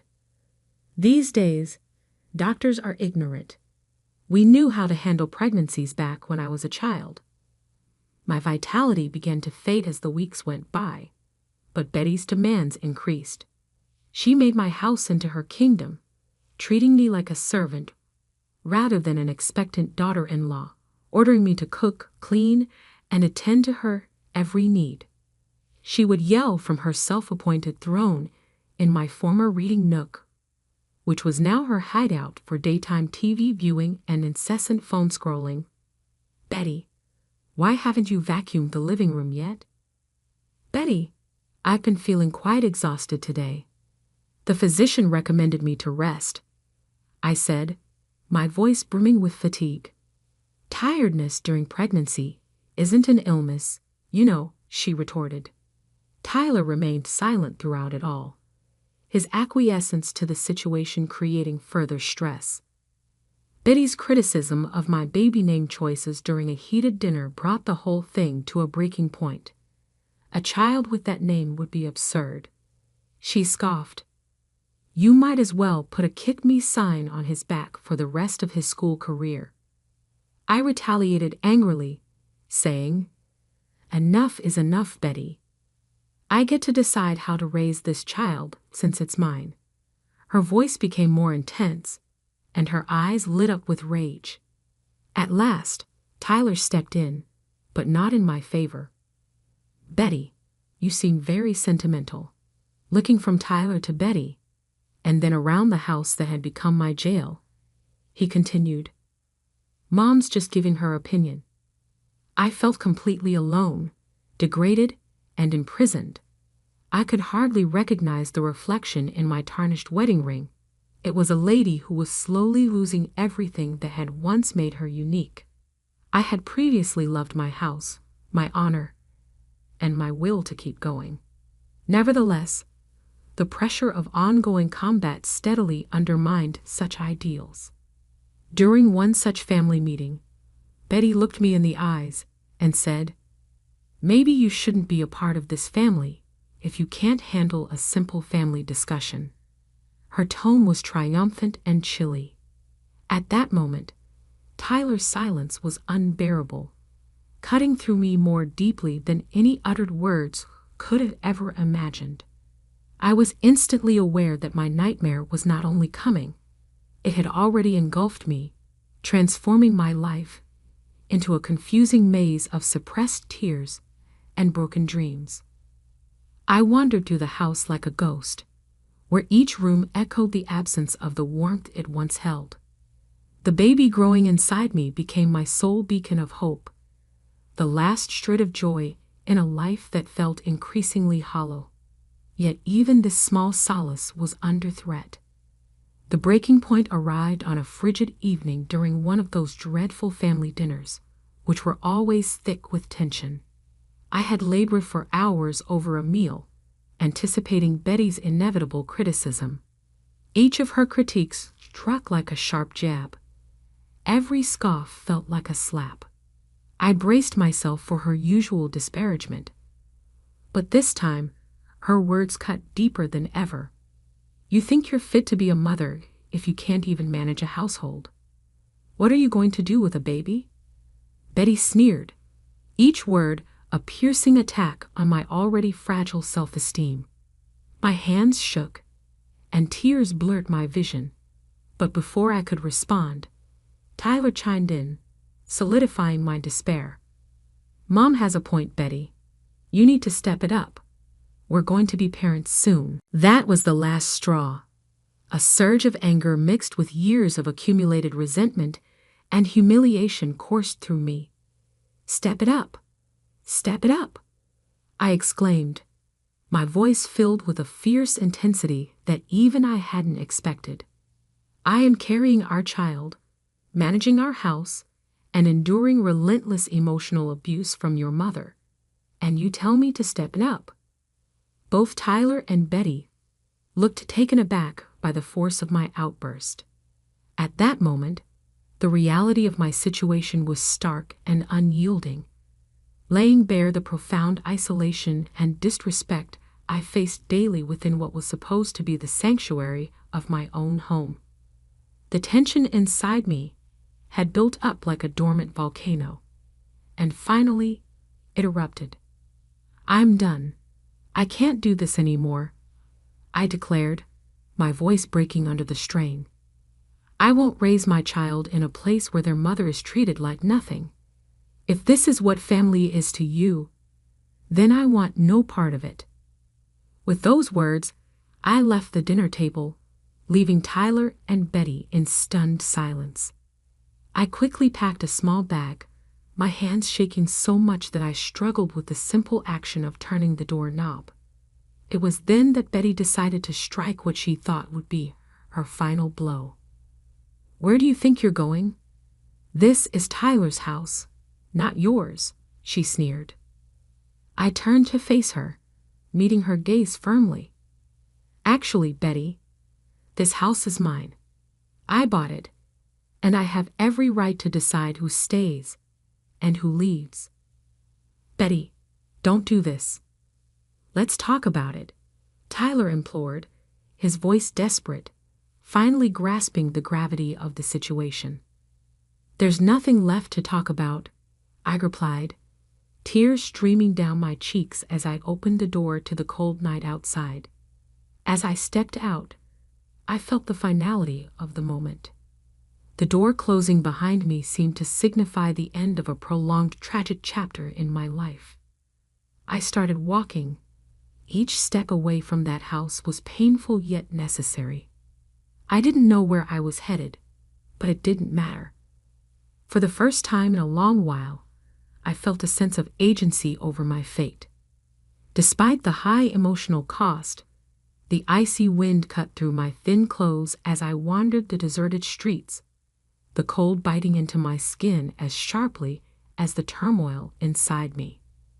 I walked, lost in a daze of emotional and physical exhaustion, until I nearly reached my parents' house, a haven I desperately needed. Just steps away from safety, my foot caught on an uneven slab of pavement, sending me tumbling to the ground. My ankle twisted in pain. The physical pain was sharp, but it paled in comparison to the emotional pain I was enduring. Limping and tearful, I finally made it to my parents' doorstep. Their shocked expressions upon opening the door mirrored the severity of my ordeal. This breakdown was a long overdue fracture in a life that had already endured too many pressures. As they hurried me to the hospital, I was painfully aware that changes were necessary. I couldn't return to that house, not to Tyler, and certainly not to a life overshadowed by Betty's oppressive presence. Reaching my breaking point wasn't just the end. It marked a new beginning, a harsh but essential step toward regaining the life that had been slowly stripped away from me. Hospital rooms, with their sterile walls and the constant beeping of machines, have a stark way of thrusting reality upon you. Lying there with my sprained ankle propped up and undergoing checks for any complications from the fall, I experienced a blend of relief and fear. My parents stood by, their faces a mix of concern and quiet anger about the ordeal I had endured. They had always sensed something was amiss in my marriage, but the full extent of its dysfunction was now glaringly obvious. "Sweetheart, what are you going to do now?" my mom asked, breaking the heavy silence. Her voice was laden with concern. "I don't know, Mom," I responded. "But what I do know is that I can't go back. Not now. Not ever." My voice was surprisingly steady. My dad, who had been pacing back and forth, stopped and faced me. "Your mother and I will support whatever decision you make, but you need to think about your future and the future of your child," he advised. I nodded, my mind already a labyrinth of potential scenarios, each filled with uncertainty, but also flecked with the promise of newfound freedom. As we spoke, my phone buzzed with a text from Tyler. "Betty, where are you? We need to talk. Without hesitation, I turned off my phone. Whatever Tyler had to say, it was too little, too late. I was done with discussions. It was time for actions that spoke louder than any words could. My first act was a decisive one. I called a family lawyer. With my parents beside me, we discussed divorce proceedings, child custody, and alimony. There was a chillingly clinical aspect to dissecting a failed relationship in legal terms, but it also filled me with a sense of empowerment. For the first time, I was taking control of my life, making decisions that prioritized my well-being and that of my unborn child. A week later, Tyler and Betty were served with divorce papers. This step wasn't just about ending a marriage. It was about reclaiming my independence and laying the groundwork for a future where I could breathe freely, unencumbered by the shadows of a toxic relationship. Along with the divorce papers, my lawyer filed a notice of eviction against Tyler and Betty from the house that was legally mine. Additionally, the paperwork included demands for substantial child support payments and compensation for the emotional turmoil I had endured. These measures were severe, yet essential, a firm severance of the toxic ties that had bound me for too long. When I eventually turned my phone back on, it was flooded with messages and missed calls from Tyler. "Betty, please can we talk about this?" I didn't realize how bad things had gotten. One message read, followed by another. "I'm sorry, Betty. I never wanted any of this to happen. Let's find a way to make it right." For a moment, I was tempted to respond to hear him out, but then memories of the countless nights filled with humiliation, years of emotional neglect, and Betty's relentless cruelty, all tacitly condoned by him, resurfaced. Any lingering affection was now buried beneath the debris of our shattered marriage. Resolutely, I deleted the messages, erased his number, and blocked him on all social media platforms. Tyler was now just another part of my history, a traumatic story I was ready to put to rest. I knew that the journey ahead would not be without difficulties. Divorce cases are naturally complicated, especially if children are involved. But I felt like I was in charge of my future for the first time in a very long time.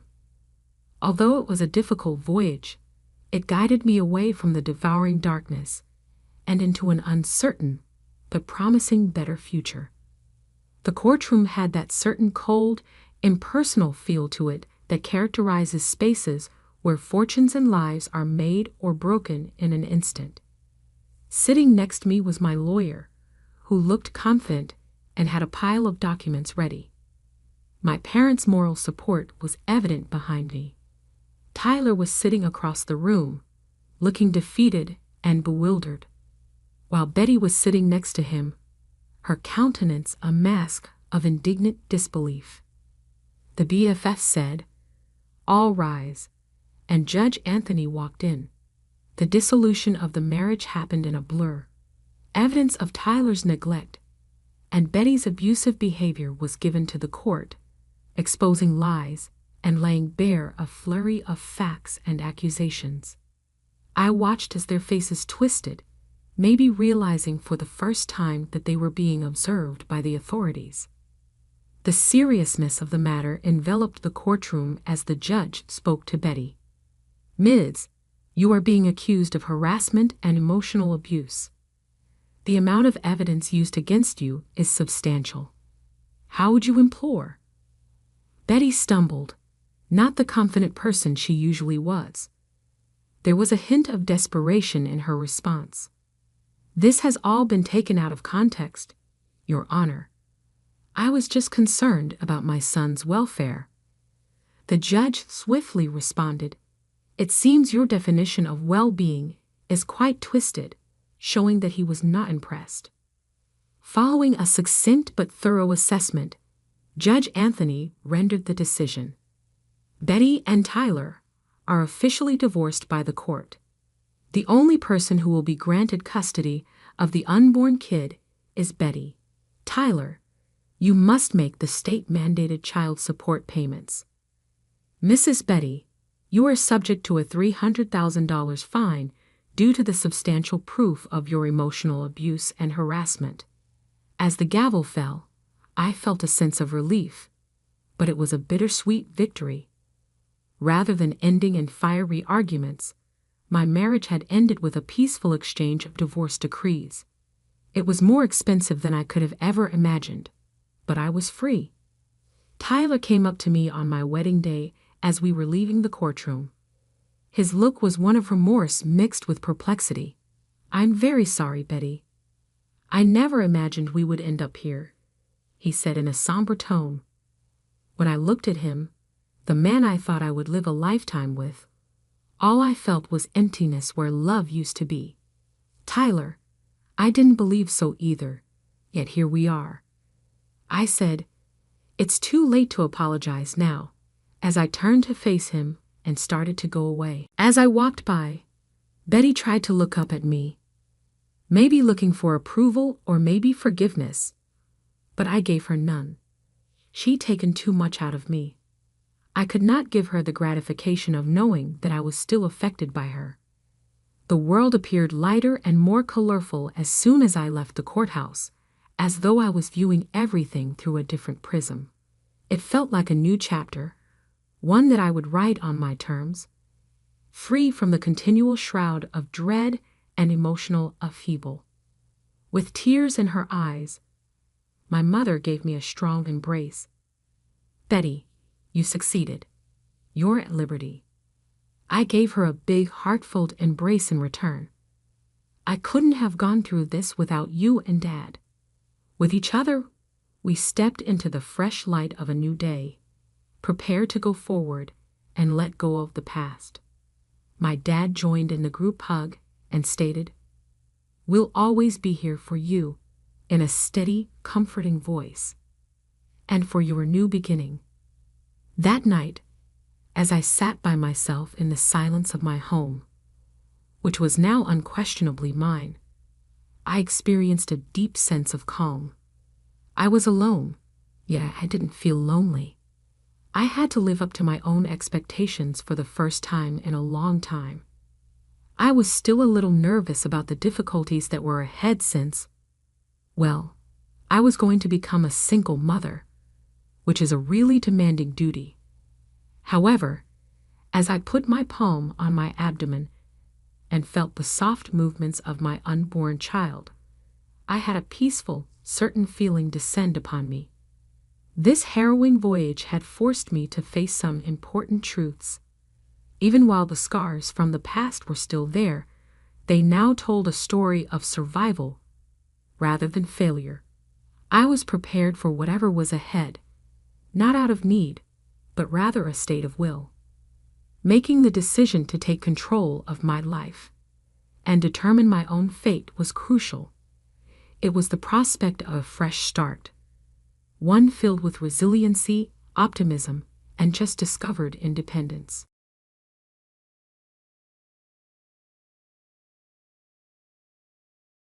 My name is Nancy. I'm 35 and I work at an office. I currently live in the family home with my spouse, Matthew, and his mother. Even though I'm married, my mother-in-law's persistent bullying made our relationship miserable and never seemed to get better. When Matthew and I initially started working together, our companies were partners, so we frequently collaborated on projects. Our connection grew stronger as we spent more time together, and we started going on dates and eating out. Matthew proposed to me after a year of dating, and at the age of 32, we were married. We were simply the two of us in our happy marriage at first, and I didn't know the real Matthew. Because we both had successful occupations, we could afford to have opulent weekends filled with travel and fine meals. I saw a bright future full of treasured memories. But when Matthew's father tragically passed away 3 years after we were married, things changed drastically. Matthew, overcome with sorrow, proposed that we take up residence with his mother. I was surprised at the suggestion. We'd only been married for 3 years. and while I felt sorry for my mother-in-law, I also treasured our independence as a pair. My mother-in-law and I had a bad relationship after these things happened. Our living condition became intolerable as a result of her continuing to abuse me harshly. She surprised me by giving me divorce papers and said that it would be better for everyone if Matthew and I split up. Feeling confused and upset, I made the decision to take a break and spent a month staying with my parents in order to collect my thoughts and consult my father. I made the painful decision to file for divorce during my stay. My decision was obvious, but my mother-in-law quickly started phoning me non-stop to ask for my forgiveness and own up to her sins. It was a very difficult time in my life, one that made me reassess my relationships and my path to happiness. I discovered the value of establishing limits and putting my well-being first, despite pressure from my family while navigating these rough seas. After his father passed away, my husband Matthew showed a strong desire to remain with his mother, particularly since he is her only son.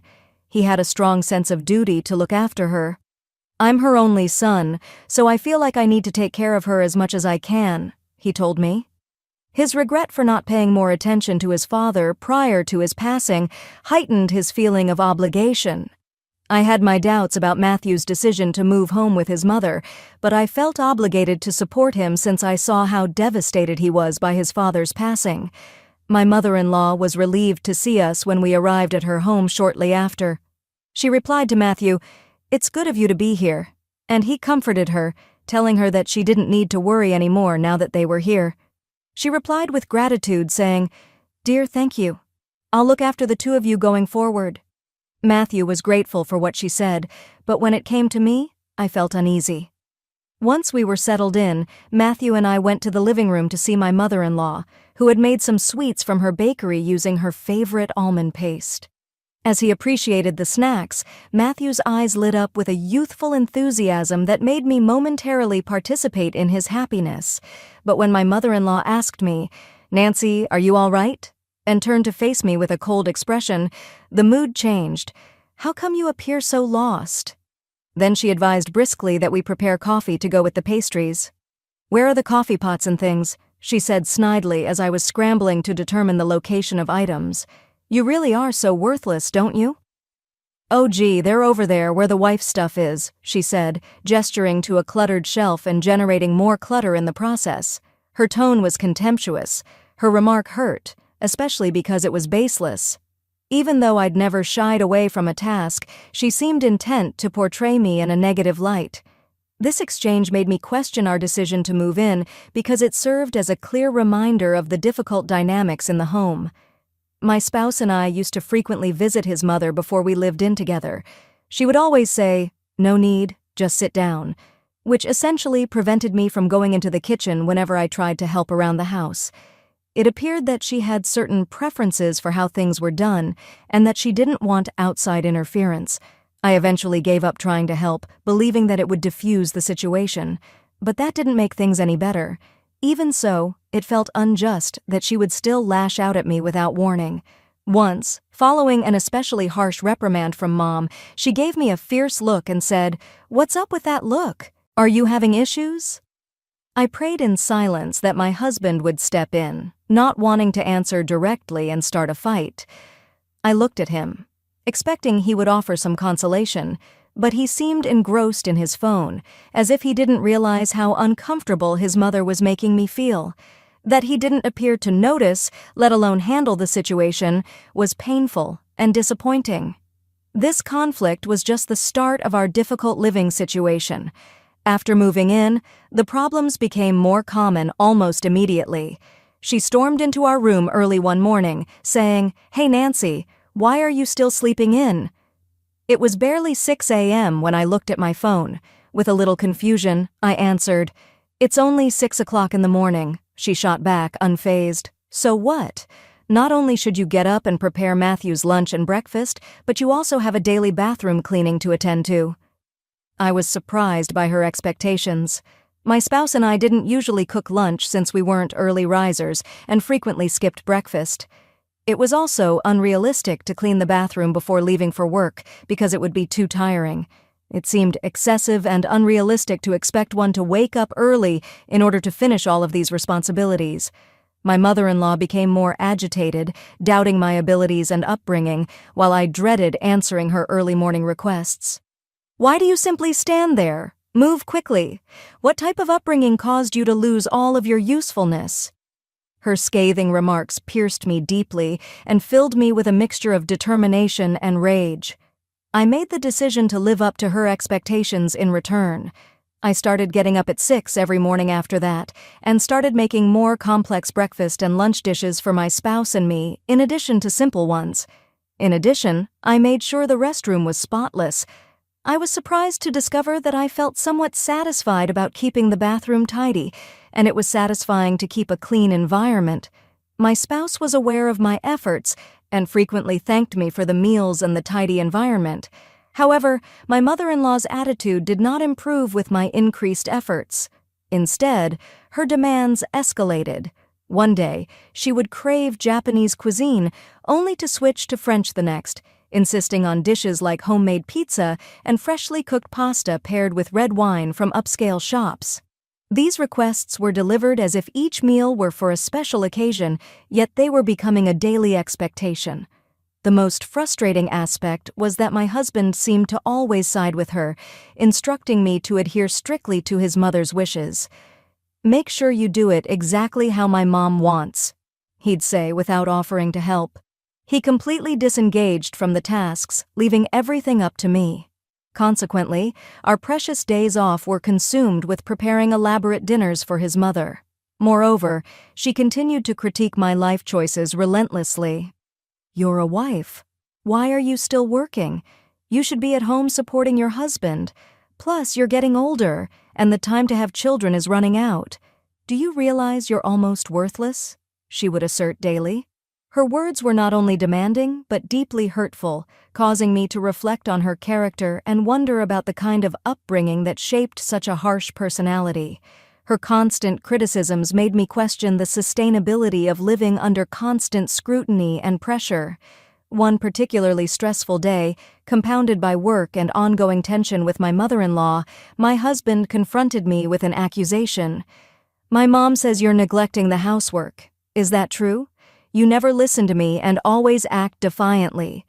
I used to appreciate the lunches you made every day, but now it's all frozen food. Do you believe what your mom says?" Of course I believe her. Why wouldn't I?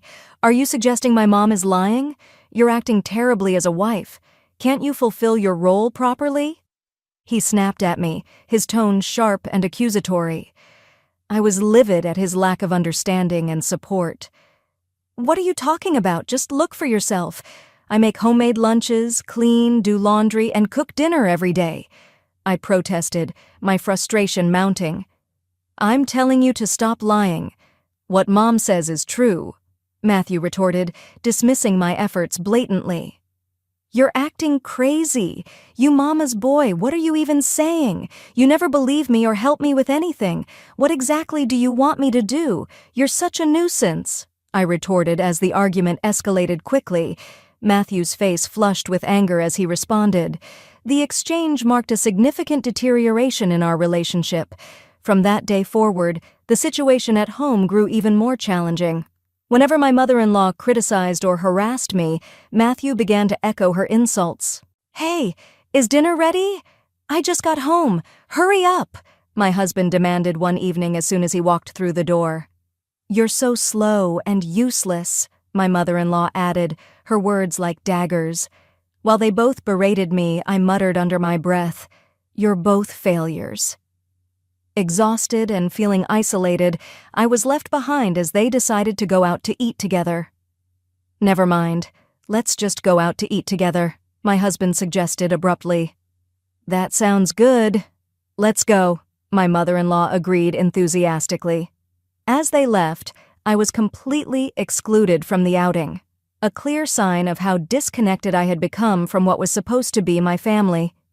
Each day, I endured insults and belittlement from both of them, pushing me to question the viability of staying in such a marriage. Was enduring this relentless negativity worth it? That's when life handed me an unexpected chance to change everything. As I pondered this new opportunity, I realized I didn't have to endure the toxic environment with my husband and mother-in-law any longer. Their usual taunts continued unabated. "You're worthless as a daughter-in-law. I can't fathom how my son ended up marrying you," my mother-in-law scolded, with my husband smirking alongside her. Seizing the moment, I stood up, my resolve firm. "I'm going back to my parents' house for a month," I announced. They both stared at me, their faces a mix of surprise and anger. "What about the house? What if there's a fire?" my husband exclaimed in panic.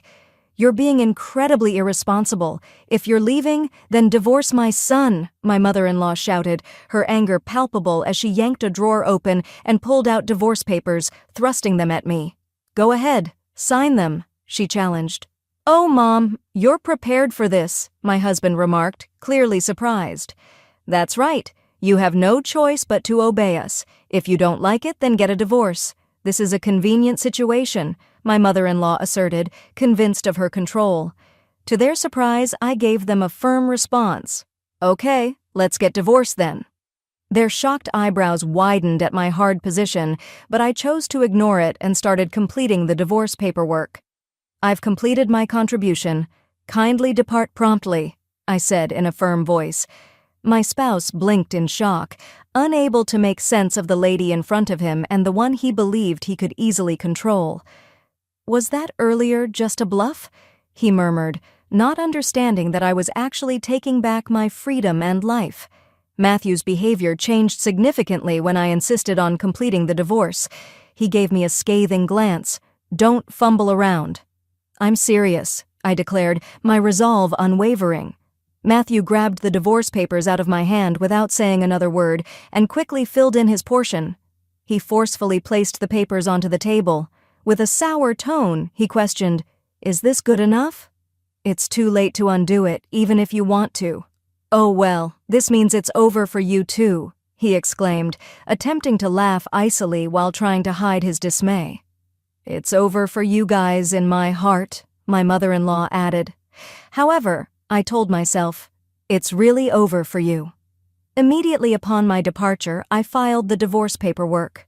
When I got back to my parents' house, I told my father everything that had happened. He was really surprised and assured me that he would help me take whatever required action. My mother-in-law started phoning all the time a month later. "Hi there, you. What are your desires?" In a cold tone, I replied, "Now that we're strangers, don't say that, please." "Matthew and I find ourselves in a challenging circumstance," she begged, sounding phony. "Oh, really?" I curtly said. "You must find that difficult." She gave a predictable, snarky reaction. "I haven't made a statement yet. I would prefer to hang up now. I want to end the call." I pushed, desperate to unplug. "Hold on. I need to ask for a favor." Her voice was urgent as she begged, "Can you talk to your father?" "After everything you and Matthew have done for me, why should I?" I fired back. "I apologize for that." In an attempt to patch things up, she said, "I didn't realize that your father's company is an important business partner of the company Matthew works for." It came out that my father conducted business with Matthew's company while running a prosperous enterprise. We had undoubtedly talked about this before we were married, but my father-in-law wasn't well at the time, so maybe my mother-in-law didn't feel like she needed to be involved in those conversations. It seemed odd that Matthew didn't recall, but maybe he had forgotten while defending his mother and criticizing me. In response to my father's decision to end the business relationship, Matthew's employer offered to extend the contract by firing Matthew, which cost him his job. This shift in events highlighted the fallout from their deeds and the entwined fates that my departure had initiated. It turned out that Matthew had big plans to renovate our family house in preparation for our long-term cohabitation. He had taken out a sizable debt to pay for these upgrades. But because of his recent layoff, it was almost hard for him to manage the loan installments. I had been paying my fair portion of our living expenses as an employee of the company up until our divorce, which helped us stay afloat financially. Now that the divorce was finalized, Matthew and my mother-in-law were in a vulnerable position. "Matthew, why did you feel the need to modify the house to flaunt your status?" In the middle of their financial difficulties, I couldn't help but think, You're so proud, just like your mother." With a desperate tone, my mother-in-law called out to me. She begged, "Please help me." "I apologize for my errors," she said. Sounding feeble and devoid of her customary assertiveness, I firmly said, "I'm sorry, but I can't forgive you for what you've done. It's useless if you're expecting me to assist you. Find a job instead, even if it's only temporary. I'm going to end this talk now because I think it's a waste of time." I ended the conversation and made the decision to permanently ban their numbers. I found out later that Matthew's mother was forced to sell the house because they were unable to make the mortgage payments. The house was rather new and could have easily provided my mother-in-law with a comfortable retirement. It's unfortunate that their needless luxury and bad money management contributed to such a waste. My ex-husband eventually moved to an apartment on an island where he now works part-time. This abrupt shift in their situation brought to light the ramifications of their behavior and the effect of our broken relationships. Even though they now rely on my mother-in-law's pension to get by, I've been getting ready for a big transition in my own life. I made the decision to remain with my parents till I left, rather than immediately getting a new house. I will treasure every second I have left with them till I relocate abroad, since this time is very valuable to me. I'm excited and full of hope about making a fresh start in a new nation. Even though I've had issues in the past with my mother-in-law and ex-husband, I have hope for the future. Although I don't understand why they treated me badly, I'm glad I broke things off. I might even find a fantastic spouse and look into the possibilities of getting married abroad during this new chapter in my life. I sincerely hope that my mother-in-law and ex-husband may find pleasure in whatever they choose to do in the future. I appreciate you following along, and if you enjoyed it, please think about becoming a channel subscriber. As I start this amazing trip, I'm looking forward to sharing more updates and anecdotes with you.